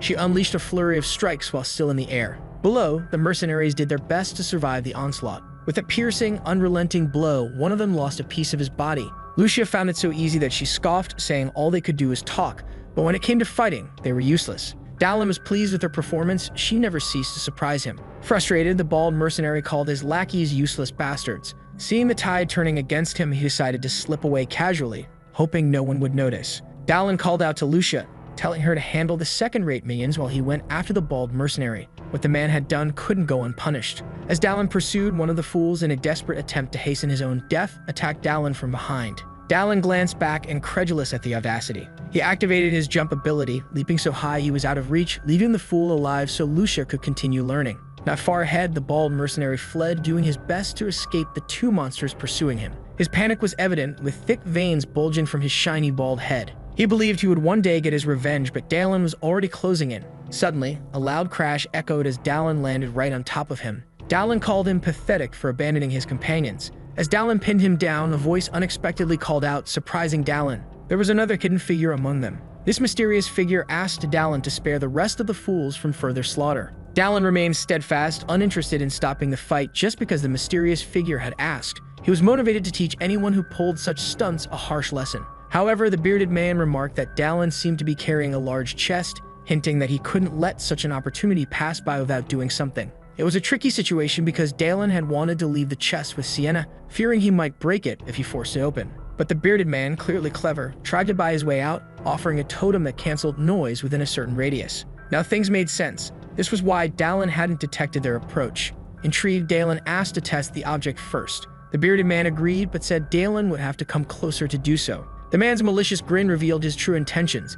It was the perfect opportunity to ambush Dallin at close range, ready to let his square-shaped weapon sing a happy tune. Dallin, however, didn't take kindly to being deceived. The bearded man taunted that not even Dallin could dodge a bullet, but by the time he finished speaking, Dallin was practically upon him. It was only in those last moments that the bearded man realized the foolishness of his actions. Dallin struck him, not just with force, but with the rage of having been played for a fool. Unable to breathe, the bearded man writhed in agony, and Dallin demanded to know where they had come from. He took the man's identification, confirming they were mercenaries carrying a golden plaque from Boris. But Dallin hadn't forgotten about the bald mercenary. He wanted to know how long they intended to keep running. Realizing time was running out, Dallin got straight to the point. He approached the bald man and demanded to know who had stabbed the sacred knight in the back. The bald mercenary was shocked. He had no idea how Dallin knew about that. But Dallin explained that a sacred knight like Barrett wouldn't have fallen so easily, and it was up to the bald man to decide whether to tell the truth or die slowly. Reluctantly, the bald man confessed it was he who had attacked Barrett. He believed that by doing so, he would be able to claim the sacred sword and collect a reward from the demon, as both were already badly wounded. Lucia had arrived just in time to hear the confession, finally understanding what had happened. Her friend had died because of this cowardly bald man. The bald mercenary tried to justify his actions, admitting he was wrong. but apologies wouldn't change what was about to happen. With a simple movement of her sword, Lucia dismembered the mercenary's body, turning him into pieces. Looking at the bald man, she declared that was just the first and she wouldn't show him mercy. The bald mercenary, now crawling on the ground, obliterated and covered in massive wounds, regretted his cowardice. Lucia sighed in relief, saying that thanks to the demon letting the bald man escape alive, she was able to complete her vengeance. It was time for him to pay with his life. Facing death, the bald mercenary pleaded, saying he would do anything if she spared him. Lucia hesitated for a moment, confusion clouding her mind. But in the end, she struck him down. Mercy was for chickens, and she was a sacred knight. A yellowish glow emanated from her blade. Soon that glow enveloped the bald man's body as his screams echoed through the forest. Dallin hadn't expected to see those flames in a place like this. They were white flames divine in origin, known as demon-slaying flames. As they burned, they regenerated the nervous system of the victim, forcing them to feel the pain until their life was fully extinguished. Now only the ashes of the once petulant bald man remained before her. Dallin asked Lucia if she was alright, knowing the emotional toll this moment carried. She claimed there was nothing to worry about. He congratulated her on her deeds, hoping she would overcome this and live without regrets. Still immersed in her emotions, she thanked him. It was, after all, thanks to Dallin that she was able to preserve the honor of her friend. But Dallin corrected her, saying it wasn't him, it was her. She had never doubted Barrett and his character. Hearing this, she thanked him once again. Impressed with Dallin's performance, she suggested renegotiating the reward for the mission, and Dallin remarked that money is never too much. This broke the tension, and she smiled widely. Now she was eager to keep moving, as she didn't think she'd be able to sleep yet. As they traveled, Dallin collected another body, gaining 1 point of mana. He acquired more abilities, and by consuming an herb, he gained another point of stamina. 1 more body gave him an additional sense point. Their preparations were now complete. They stood before a cave, and it seemed this might be their final destination. Lucia remarked that something about the entrance felt off. Dallin remarked that a demon's lair would always be strange no matter what, and warned Lucia that there were likely hidden enemies around. Leading the way, he asked her to follow him closely. Stalactites hung densely from the ceiling of the cave. As they moved forward, something caught Lucia's attention. The path had seemingly come to an end, with a massive stone wall blocking their way. Dallin placed his hand on the wall, suspecting it could be opened with some kind of spell. Immediately sensing something, he warned Lucia to brace herself for what was coming.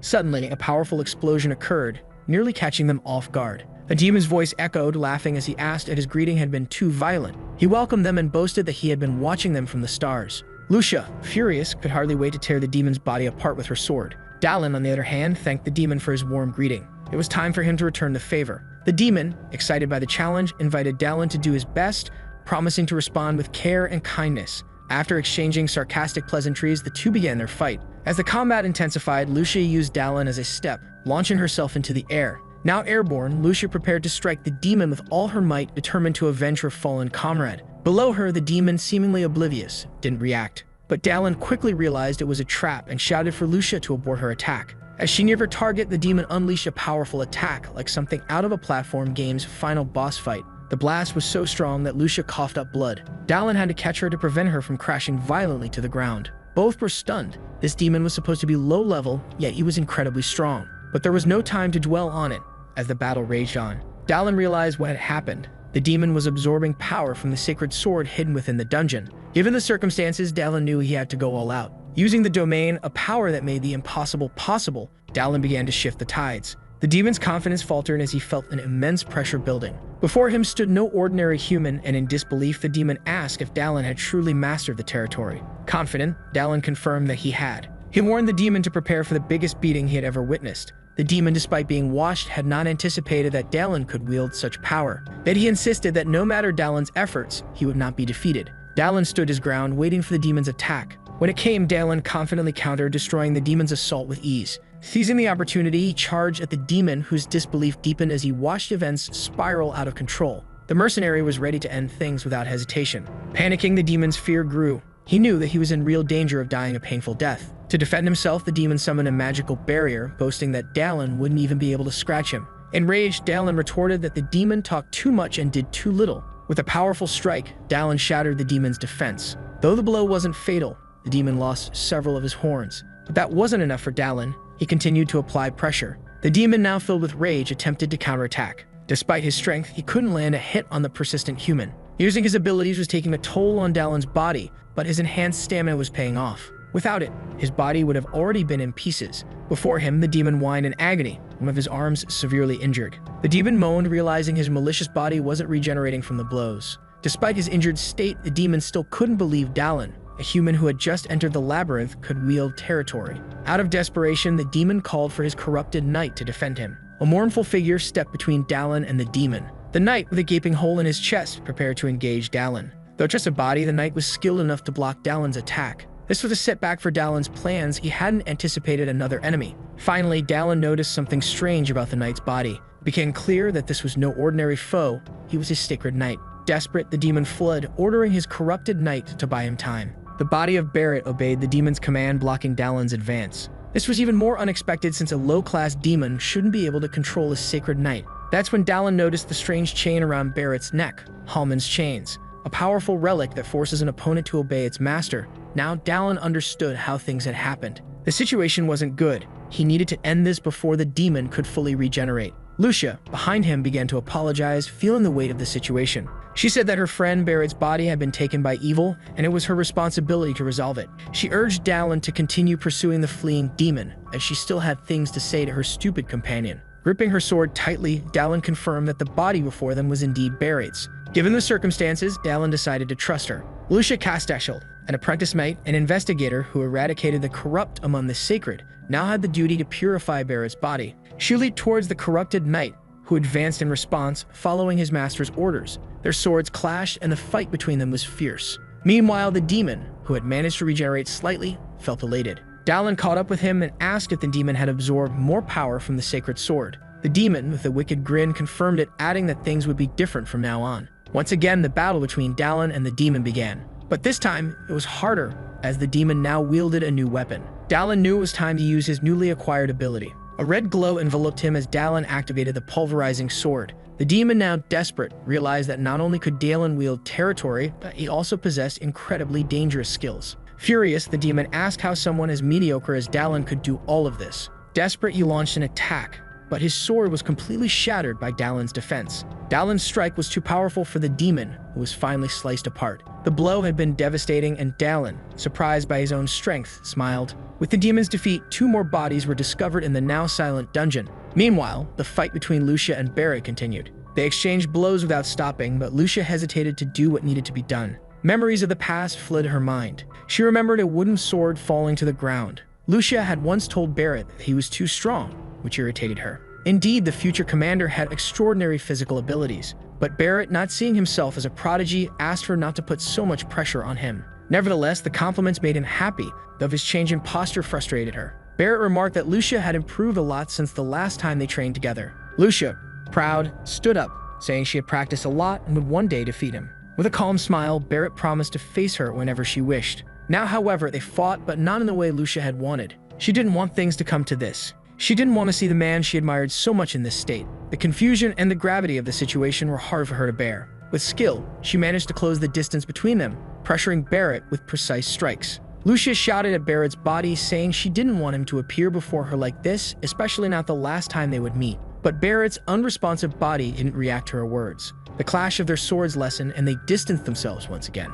Now Barrett was just a body, devoid of reactions. Lucia was resolute that the right thing to do was to end his life there. Barrett prepared to attack again with no emotion whatsoever. He raised his sword to block her next strike. When their swords clashed once more, Lucia was precise, but she suffered a minor wound on her face. Barrett, too, was injured, and his wounds were more severe. Lucia, catching her breath, acknowledged that he was still talented, but this time he had lost. Barrett's body began to be engulfed in holy white flames. Soon, his entire body was consumed by the fire. Lucia, standing before him, was determined to end it all. But then something made her hesitate. As she looked at Barrett, she noticed something that stopped her from delivering the final blow. A look of emotion appeared on Barrett's face, and a brief word of gratitude escaped his lips. Lucia struggled to hold back her tears as she witnessed what was happening. She tightened her grip on her sword, determined to finish what they had begun. This was her final farewell to Barrett Struman, the Sacred Knight, a great and talented prodigy with impeccable conduct and exemplary ethics.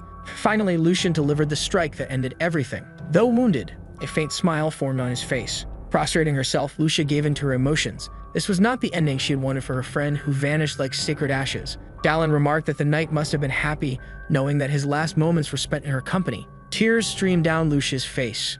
Overcome with emotion, she cried like a child. The dusk lit the sky as Barrett fulfilled his purpose in life. In another scene, 2 men discussed how the demon had also perished, calling him useless, incapable of protecting the sword he had been given. One of them warned the other to be cautious in criticizing a demon, as the other was a traitor among the sacred knights. The man reprimanded the older one, reminding him they weren't in a place where they could raise suspicion. Indeed, there was no harm in being careful. As they left, one mentioned that the other was welcome to visit the cave at any time, as the demon had authorized it. Now it was time for them to plan their next move. Standing before a simple gravestone, Lucia lamented that Barrett would be missed. She added that he would be remembered as a sacred knight who fell while performing his duty. With the mission completed, it was time to discuss payment, and Lucia asked Dallin if he had any amount in mind. Dallin indeed had something in mind, something that only the sacred knights could provide him. At the Order's headquarters in Palshan, they were received by the knights. A man greeted them, saying that their efforts in coming this far were appreciated and recognized. He introduced himself as Albus, administrative officer of the Order. The mercenary introduced himself, and Lucia mentioned that it had been a while since they had been formally presented. Although their achievement warranted recognition from the captain himself, he wouldn't be available to meet them personally, and he hoped they would understand. Their reward would be 30 gold coins and a recommendation for a sacred tattoo. This was a unique ability granted by the god of war to the Order of Sacred Knights, allowing for the efficient use of divine power. The tattoo was primarily used to enhance physical and magical power, though it wasn't limited to just that. Now Dallin would need to go to the Fissure, a place teeming with dormant divine power. Only the captain and vice captain could perform the ritual, so they would need to meet with one of them. Dallin was already planning to visit that location, so he would be seeing them soon.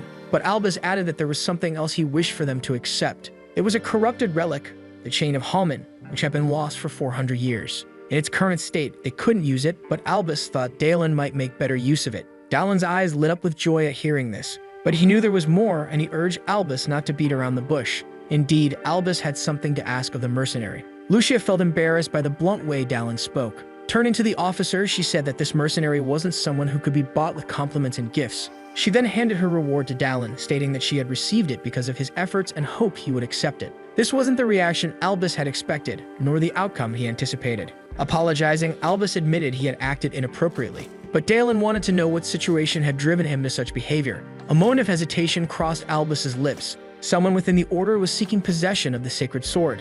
Lucia couldn't believe it. Barrett had already died because of it, and she refused to accept that someone else wanted the sword. Even Albus found it hard to believe. He had received a letter a few days ago instructing that if the sword was recovered, it should be sent to the Order's headquarters. But upon inspecting the letter, he found the hidden message within it. Lucia didn't understand, but Dallin quickly realized that there was a traitor inside the Order. Without hesitation, he agreed to help them, and Albus thanked him for his support. Albus offered to make another recommendation for a sacred tattoo and to provide more coins, but Dallin refused. He didn't need riches now. He had already received his reward, he said, holding the relic in his hand. Elsewhere, they spoke of ensuring that the message would soon be delivered. A look of surprise crossed the woman's face as she said she had heard rumors that Dallin had left the labyrinth and would only return in a few days. Before she could finish, she heard the sound of footsteps. She turned around to see who had arrived. It was Dallin, and he remarked that if she kept shouting like that, her ears might just fall off her head. Apologizing, she admitted that she hadn't expected him back so soon. Even the man present was happy, barely believing it was him. Dallin confirmed it was indeed him. The man expressed his deep gratitude that Dallin had returned safely, but the mercenary could tell he was very drunk. Noticing the silhouette of what he was carrying, Santa asked what he had with him. Placing the chest on the table, Dallin told her to give it to an expert who could open it without damaging it and to have whatever was inside discounted in 4 days. Seated at the table, he wanted to know what brought Bulkmont there, and Sienna explained that she would tell him. She said that he had asked her to search for things that could increase physical strength. She found nothing in rituals or spells because they either had severe side effects or required impossible to obtain ingredients. So she shifted her focus to herbs, especially those from wandering merchants and specialized cultivators. Bulkmont, lifting his glass and raising his voice, said that's when he found exactly what Dallin had been looking for. He asked Dallin if he remembered the small town of Lebebach, and Dallin said he did. Near that town, dozens of mandrakes had been discovered. Dallin could hardly believe what he had just heard. Indeed, it could very well be just a rumor. Even Sienna suspected it was merely gossip, but Bulkma, confident in his financial expertise, claimed that when it came to money, he knew more than both of them. If the rumor were true, it had probably been downplayed.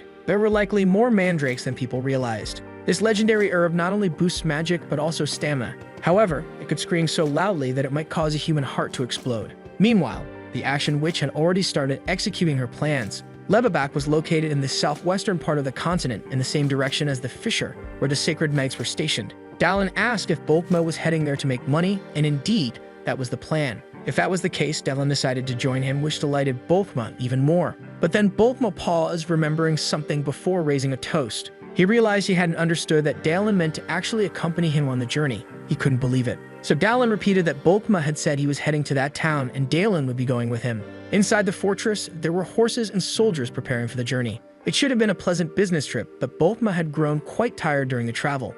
As Bulkma tried to recover, someone greeted him with a good morning. It was Dallin who, noticing his friend's weary expression, asked if something was wrong. Perhaps it was just a hangover, and not knowing who the woman beside him was, Dallin asked about her. Lucia introduced herself as a sacred knight. Since they were heading in the same direction, Dallin had decided to bring her along on the journey. Bulkma felt honored to meet a sacred knight. He started to flatter both of them, which left them feeling a bit embarrassed, and Dallin asked when they would be departing. Bulkma said they would leave early in the afternoon, so Dallin said he would return before then. As they left, Bulkma asked where they were headed, and Dallin replied that he had killed a demon and was going to collect his reward. The essence of demons could guarantee a significant reward for those who could obtain it, and that was the place where they would retrieve it. The management office of the labyrinth held the key to their reward. But there was a far more important reason for their visit. They wanted to speak with one of the transcendentals of the Diamond Palace. Evan invited Dallin to sit in his office, offering something to drink. Before long, a warm beverage was served. Defeating a demon on his first visit to the labyrinth was impressive, but Dallin downplayed it, saying it was just luck, and that luck still seemed to be on his side. Evan observed him with curiosity after that remark. Not only once but twice, Dallin had encountered the Transcendentals. Earlier, he hadn't recognized Evan as he appeared quite different from what was expected in the game. The man of 1,000 faces, Levrin Hakim, was essentially a one-man army. Dallin knew he needed to gain his favor and turn him into an ally. Evan mentioned that Dallin was being watched by the gods, and there was only one way to achieve that. Dallin began to mention how apostles and demons, all of them, spoke about their gods. Perhaps the gods had some kind of disorder that made them enjoy spying on humanity. Before he could finish the sentence, the energy in the room shifted completely. Even the tea in his cup almost spilled over. The man before him said sternly, "That tone I just heard borders on blasphemy." Trying to explain himself, Dallin replied, "I'm not exactly a man of faith." The man continued, "I don't know. Perhaps you have no faith at all. And sure, you aren't from this region." It was as if the man knew everything about Dallin, leaving him unsure of how to respond. Looking at him, the man asked, "What's so funny?" Dallin answered, "I've never been past the frozen mountains. Maybe your watcher of 100 eyes and storyteller of 1,000 years forgot to mention that." For some reason, this made the man smile. He hadn't expected Dallin to know about the prophet, and he admitted, "Contrary to what I thought, you're a fascinating man." He added, "Talking to you feels like speaking with my friends, the ones people call transcendentals." It seemed Dallin had survived the worst and now had the man's full attention. Cutting to the point, he asked Dallin, "Do you have the essence of the demon you defeated? If so, I'd like to take a look." The carriages moved through the forest. Inside one of them sat Dallin and Lucia. On Dallin's lap was a bag full of gold coins. He hadn't expected such a significant reward, especially with what Sienna had managed to obtain as well. With this, he could now afford high-quality equipment and even more relics. At the window, a young boy brought a message from Bulkma, asking how Dallin's trip was going. Dallin replied that everything was fine in his carriage. Noticing the boy, he asked, "Are you new here?" The question stirred memories of his earlier days. Curious, Dallin asked the boy's name and found out he was called Perrin. It was his third mission, and he still hadn't received his mercenary registration. Encouraging him, Dallin said the registration would come soon if he kept working hard.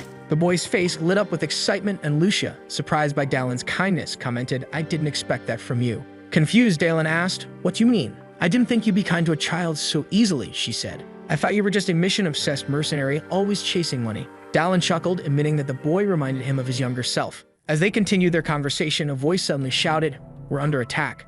A massive horde of orcs charged toward them. Quickly disembarking, Lucia sighed, wishing for a peaceful journey, while Dallin asked, "Where's Bulkma?" Scanning the area, Dallin's system alerted him to the presence of a young mercenary's body and another who wielded lightning. In the middle of the orcs, one of them seemed to be the leader.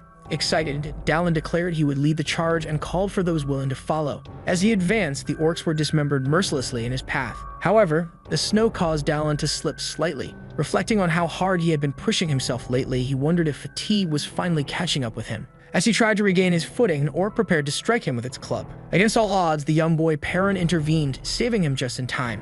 "Are you alright?"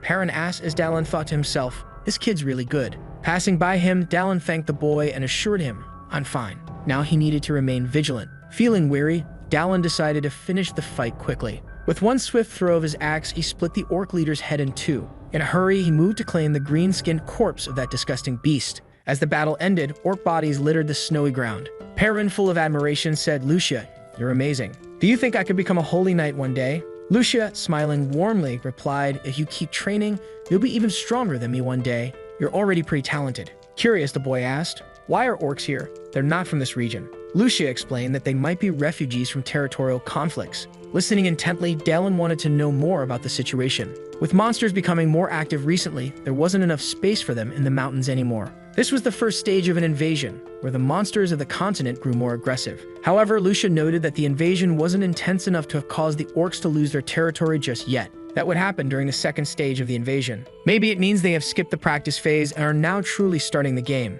Before the bodies, he begins collecting them. A notification from the system says he inherited the skills of that body. His senses, intelligence, and mana increased by 1 point each. As a newly inherited ability, he can now manipulate electricity. That ability will be very useful in Levabok. While he is distracted, someone from the caravan calls him back saying they are ready to depart. Dallin says he's coming. It won't take long until he meets the Ash Witch. There are many people in the city, probably because the rumor of the mandrakes has spread. He asks where the mercenary is going, and the latter responds that he will stay there for a few more days. Since he will be leaving soon, he bids them farewell, as he can't waste time selling his things. Lucia asks why they joined the caravan of merchants. He asks if Lucia knows anything about witches, but she only read about them in her previous lessons. They have the power of an archmage by birth and were persecuted due to their immense power. As a result, there are very few left, and they are generally hostile towards ordinary humans. Indeed, that is true, and one of them is in this city, one who hates humanity more than the other witches, and he is here to eliminate this witch. Lucia wants to know if this witch is related to the growth of mandrakes.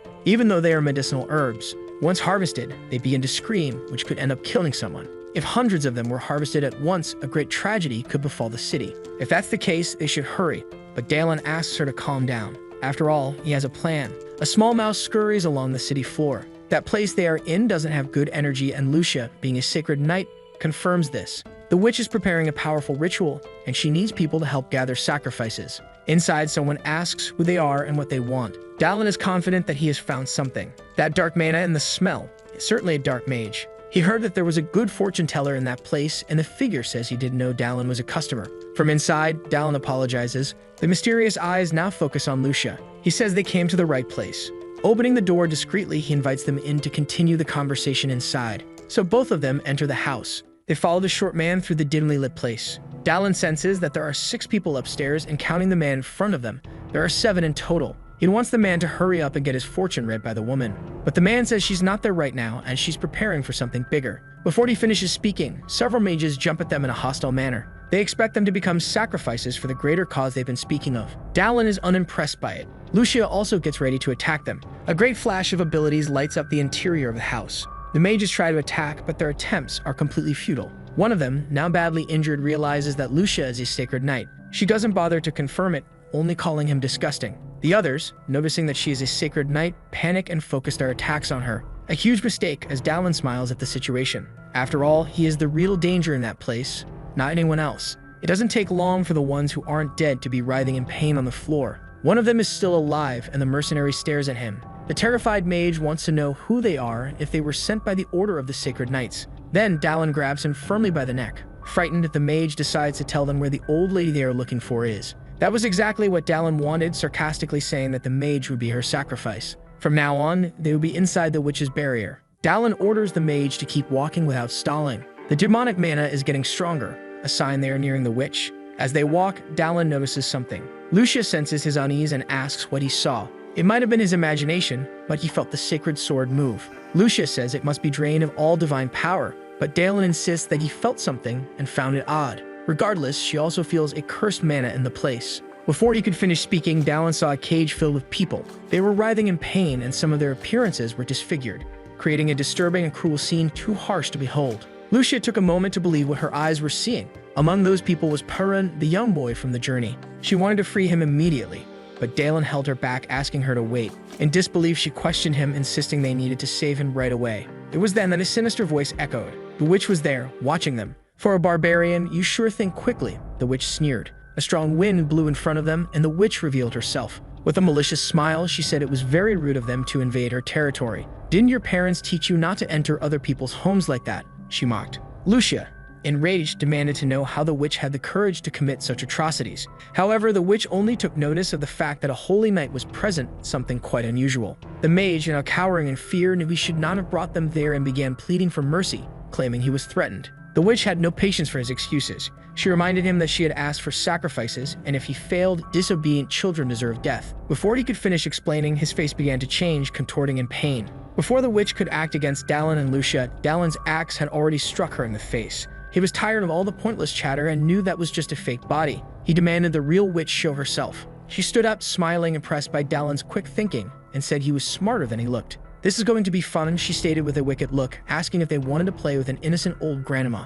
With a gesture, she summoned giant wolves to entertain Lucia. Concerned, Dallin asked Lucia if she could handle it, and she affirmed she could, although she was clearly nervous. They moved into combat. Dallin, using his jump ability, leaped ahead, cutting the path to approach the witch. He attempted to strike her several times, but to no avail. She seemed to enjoy the situation, taunting him as she dodged easily. The witch then cast a fire spell, expecting him to show his true power. Dallin, however, channeled lightning into his axe, surprising the witch. Distracted, she didn't notice that he was actually aiming at her true body, which was far away. A loud explosion occurred in the distance, and the real witch's body was hit. Coughing, she admitted she had been careless. The citizens are tense, unsure of what's happening, with some thinking it might be an earthquake. The witch wants to destroy everyone in the city, but Dallin says he knows about the humiliation she suffered there. Still, her actions are unjustifiable. Her methods are cruel and inhumane. Revenge or not, she would never be forgiven for what she did to others. She should use the life she has to pay for the sins she's committed. His speech made the witch reconsider some things. Even though centuries had passed, she never forgot.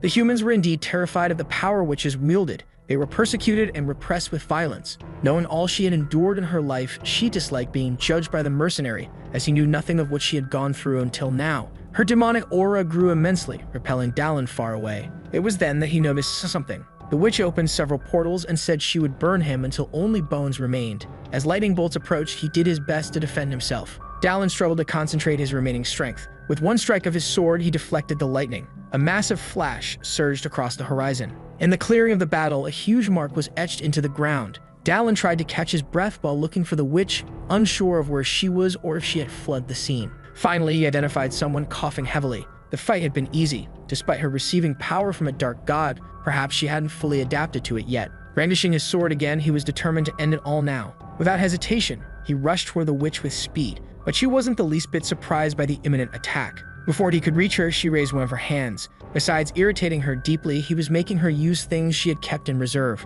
Dallin didn't understand what she meant by things. Looking around, he noticed the mandrakes, and it seemed they were starting to awaken. Slowly, they began to rise from the ground.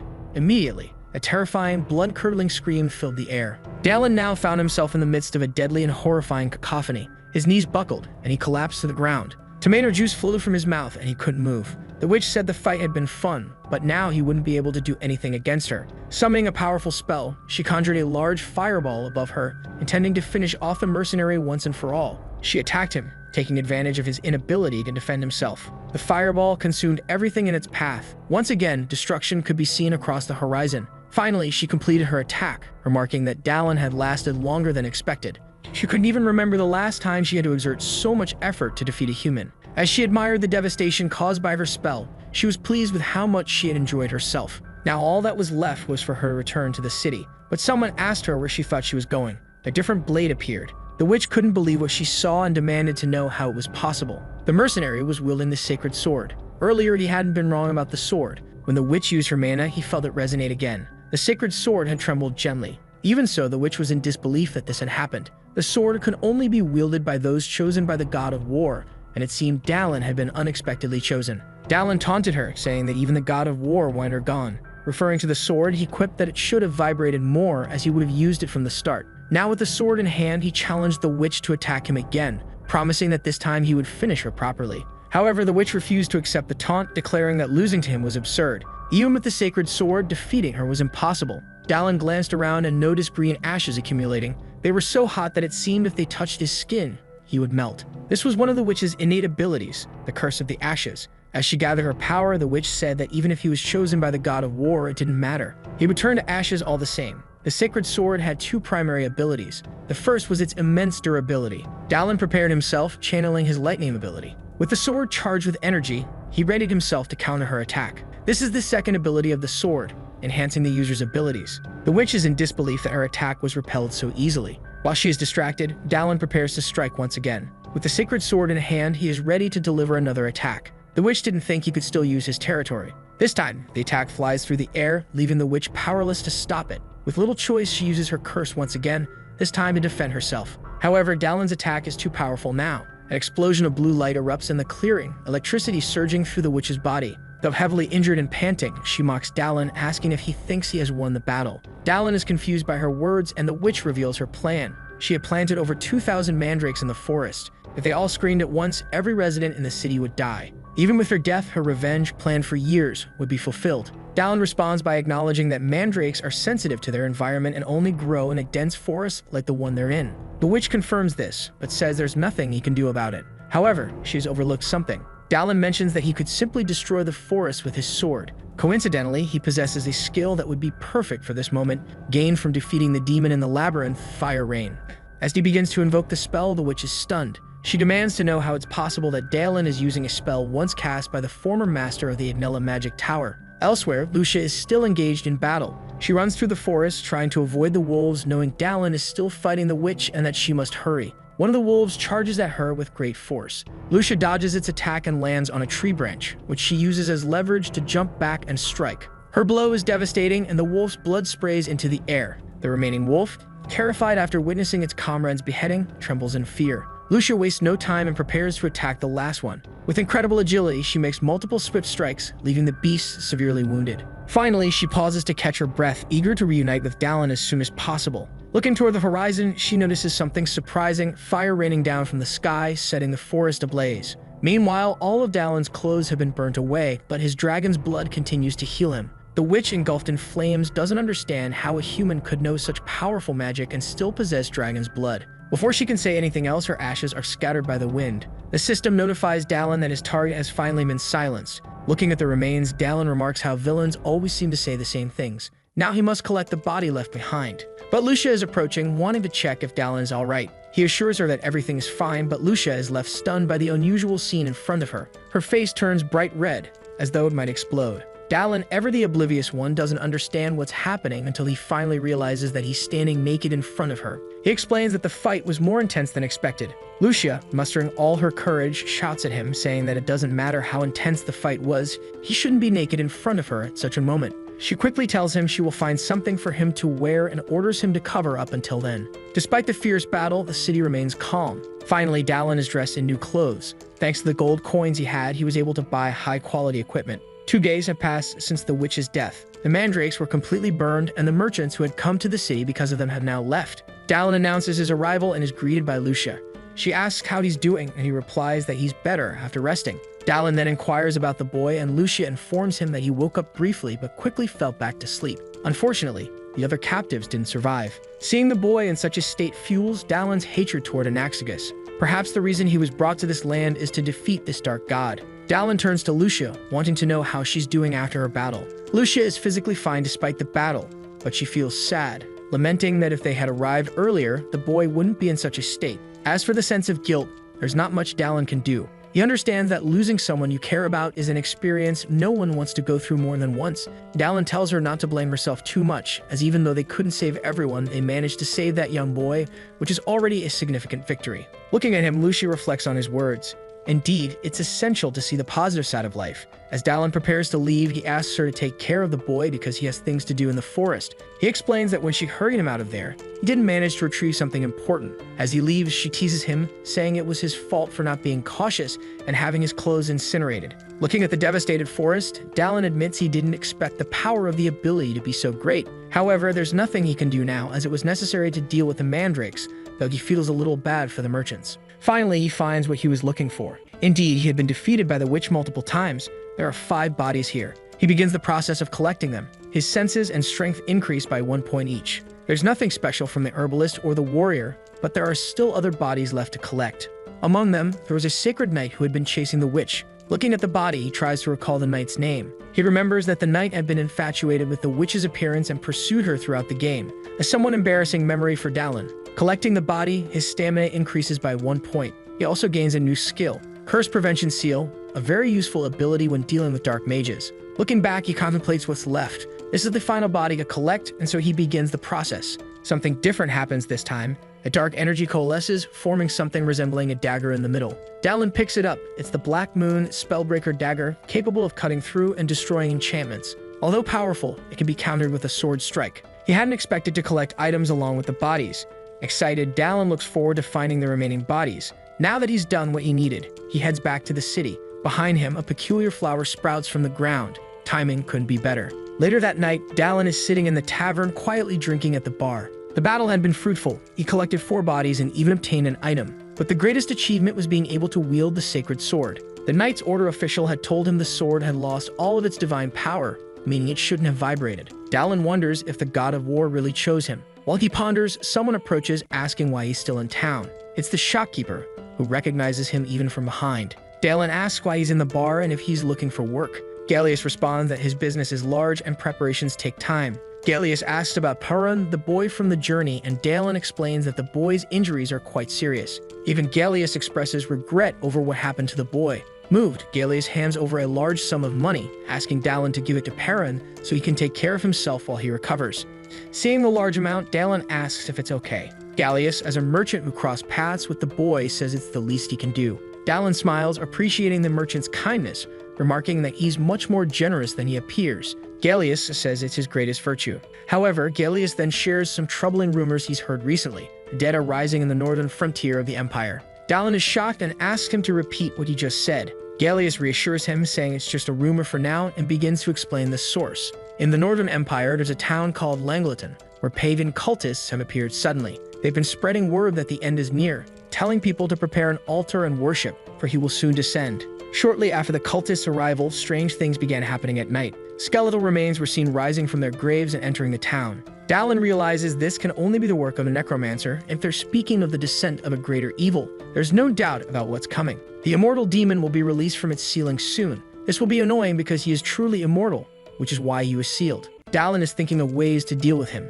This is taking up a bit of his thoughts, but there is a method that might work very well. Gallius wants to know if Dallin has any idea of what might be happening, and he says the rumor must be false but thanks him for sharing it with him. Inside where he is staying, he thinks a little more. Since he is busy transporting the sacred sword, now more work has come up to be done. Then he heard a voice in the background asking to be taken along. Lucia and Perun are arguing. She says that if something goes wrong from here on, the boy could lose his life. But he says he is prepared for that and wants to accompany them on the journey. Dallin says he should stay and recover, but he wants to know why they are arguing. Lucia says that as soon as the boy learned about their departure, he wanted to join them. Perun says he really wants to help them. He promises he won't be a burden. Taking an injured person with them is a big risk. The path leading to the destination of the sacred sword is dangerous, and there might still be a traitor in the order. But there's something about the boy that captivates him. Seeing his eyes, he already has an answer. Dallin wants to know if the boy would be able to pack his own things. Perun says he certainly could. He also wants to know if he can set up camp, and Perun says yes, but it might take a little time. With that, it's already decided. The boy will be hired as a porter and mercenary. This makes him extremely grateful. Lucia watches the scene, but is apprehensive. She's not sure if things will turn out well because the boy is still injured. But everything will be fine because he brought something that could be useful. He picked it up on the way here. Perun can't believe what he's seeing. What's in his hands is a mandrake. Dallin gave him the plant, and Lucia wants to know how he got it, as she thought they had all been burned. But one of them was lucky and ended up surviving. With that, Dallin says they are leaving that night, and if the boy doesn't want to be a burden, he should eat well and recover quickly. Night has finally reached the city. They follow the path on horseback, and the boy is sleeping. In Lucia's lap, he is sweating a lot. She informs Dallin about this and says they should stop to rest a bit. The boy is too exhausted to continue. Since they have been camping for a while, Dallin decides to stop so they can rest. Lucia says she's glad they are with the boy and didn't expect Dallin to allow this. He says he didn't imagine she had such a poor impression of him. As Dallin requested, she's been teaching him in recent days, and his skills have improved significantly. His moves during the orc attack aren't a coincidence, and she is thinking of getting him to join the Order of Sacred Knights. Sacred Knight Perun, that's a title that sounds very good. As soon as she finished speaking, Dallin felt a strange energy. The same passed through Lucia, who also felt it. Riding his horse forward, he calls for Lucia, who said she also felt the same thing. They continue on their horses and approach a house. There's a smell of blood in the air. Lucia says they should inspect the place first, and he agrees. Leaving the boy leaning against a tree, he hopes he will be fine and safe. They should enter immediately, and the door opens. Inside, they notice it's strong. A woman greets them and calls them visitors. It must have been hard for them to reach there. Her clothes resemble those of a maid. Dallin notices that it's not just the smell of blood in the place. It's the foul smell of blood in the air. It comes from someone who has hunted and consumed dozens of people. The woman asks if it's just the two of them, as she prepares meals based on the number of guests. Dallin says there are 3 and requests 2 rooms and 3 meals. The woman asks them to wait a little longer. He knows she must have deceived many people this way. Every sense in his body tells him this woman is extremely dangerous. Turning to Lucia, he asks if there's anything she needs. Then she says she would like to have her bath prepared before the meal. Dallin tells her to go up first, he will follow with Perrin. He glances at her discreetly. Lucia knows the place is dangerous, but they need to maintain the act. With the meal ready, the woman expects them to enjoy it well. Dallin thanks her for having made the meal. As he breaks the bread, he says he hasn't seen other guests and asks if business is going poorly. But she says there were a few last month and wants to know if he had heard anything on his way there. Dallin eats the bread while thinking. He said he had heard about bodies wandering in a nearby town. Reanimated bodies, she says she has never heard such a crazy story. The boy asks if she is from the Empire, but the woman became defensive. He says he is from the Empire and that she has the same accent as he does. Then she says she grew up there but hasn't returned to her homeland in 10 years. Hearing this, he was surprised that she still kept her accent. Because his disappeared a year after leaving, he wants to know how she has maintained hers. A silence filled the room completely. Dallin was pleased with the boy's cleverness. This was an excellent excuse to let his axe sing. As he stands up, some men suddenly appear. Injured, they mumble that there was a monster there. Dallin knows that Lucia is upstairs. He asked the men if the monster is a sacred knight. Drying herself, she said they tried to attack her as soon as she entered the bath. This is definitely something serious. Looking at the woman, Dallin ordered her to start explaining quickly. Smiling, she said she would have consumed him calmly, but she can't do that anymore. Chanting an incantation, a detestable aura filled the place. Then undead began to reveal themselves in the room. The reanimated bodies were now there. Indeed, this is the work of a necromancer. Perrin defends himself from the bodies using his sword, but after cutting one of them, he was surprised by the result. Even without half its head, the body kept advancing. The woman says they are already dead and can no longer die because of that. Once they are exhausted, she will eat them and suggests they surrender obediently. Cutting one of the zombies, Dallin says she is right, the dead cannot die. But there are other ways to stop them. The dagger he received is a spell nullifier, and it can end the undead. Wielding it, he advances toward the bodies. Dallin is determined to make sure those bodies don't move anymore. His first strike is powerful. The necromancer cannot believe what she is seeing. Her spell had been completely destroyed. Against incantations and spells, it is necessary to use the right weapon. This dagger destroys most magic with just simple contact, and even small cuts from this dagger can produce a fatal curse on the sorcerer. Meanwhile, Perrin tries to defend himself from a zombie. Lucia realizes the boy is in danger. She asks him to hold on a little longer because she's coming to save him. But he tells her not to worry because he can handle it. The skeleton keeps getting closer. Before he could do anything, the body loses the light in its eyes and falls inert on the boy, who was disgusted. Even Lucia didn't understand and wonders if the necromancer had died. Now the boy asks for Lucia's help and she goes to his aid. Wounded, the necromancer wants to know how her spell was destroyed so easily, but she wasn't in the mood to hear the answer because she could provide them immediately. But once again, the black dagger comes into play. More wounds appear on the necromancer's body. As she agonizes, Dallin wants to know if she ordered sacrifices for the immortal demon, or if she had another plan in mind. It was good for her to speak quickly because he still had the patience to listen to her. Her cannibalism was just a degenerate pastime, definitely a lunatic. Lucia yells at him, saying they still have problems. They went down to the basement and found people tied up. Upon finding them, people told them more things. The immortal demon had already broken free from its seal.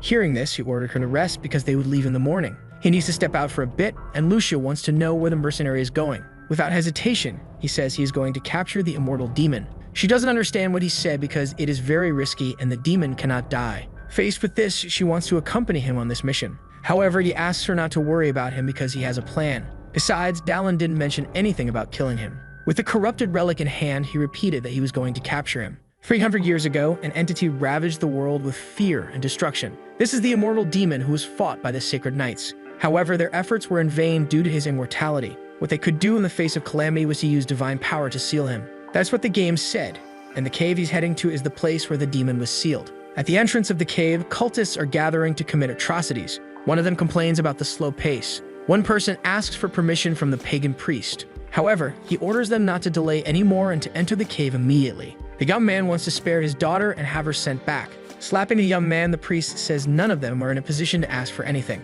and that this arrogant one would be more useful dead. As he prepares to strike the man, saying the same will be done to his daughter, a furious axe flies toward the cowardly clown. Before he could continue oppressing that family, his head became the new home for the axe. With one clown down, the others want to know who did it, because as soon as they caught him, he would be destroyed. Dallin was already stepping forward to claim responsibility. Another fool is now under attack. One tries to warn that there are enemies, but his throat receives a fatal cut. Dallin continues to use his dagger to slice through the fools. The family watches the violence unfold as the cultists scream in pain and horror. After the action ends, he thanks the mercenary. However, when the corpse's eyes opens mysteriously, their bodies begin to rise from the ground. That is the work of one of them, who is also a necromancer. Dallin wants to know where this clown came from since he hadn't seen him before. The necromancer orders the bodies to attack the mercenary. With little patience, Dallin uses his combat skills to finish them off. Stiven, the bodies are flying through the air like crash test dummies. There wasn't much the necromancer could do now. Dallin threw his dagger at him.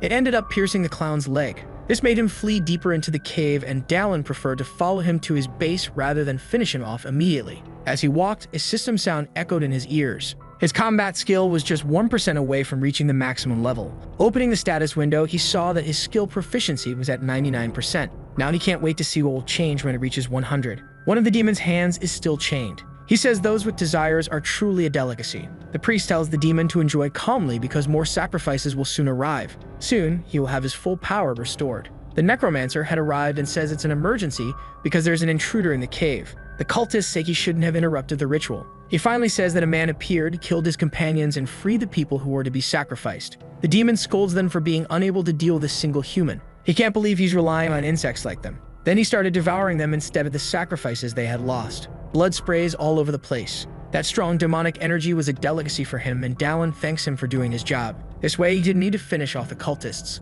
Looking at him, the demon realizes that this is the one who attacked his cave. He sees that there is a sacred sword on his back, but this man is not a sacred knight. Either way, it doesn't matter anymore. Breaking his chains, he says Dallin should consider this an honor, because he's about to witness the power of the immortal demon. Faced with this, the sacred sword begins to glow with blue lightning. In a single movement, he defends against the attack. The demon is impressed that this human is capable of using territory. Now he's going to show him something special, and Dallin remains focused. The curse of the death mist, which melts everything it touches. Even so, the more he observes Dallin, the more impressed he becomes. Dallin used his ability to prevent curses. The demon doesn't know how the human uses an elven seal, but that only works against minor curses. Now Dallin realizes he's in trouble, and one of the demon's tentacles hits him hard. Thinking he had incapacitated him, the demon wants to know what the mercenary will do, since he had dropped the sacred sword. Thanks to his regeneration, he gets back up and wishes he had a barrier to protect him from the curse. The demon says he will curse him until he dies, while Dallin thinks of a more powerful barrier. Then he used his combat skill again.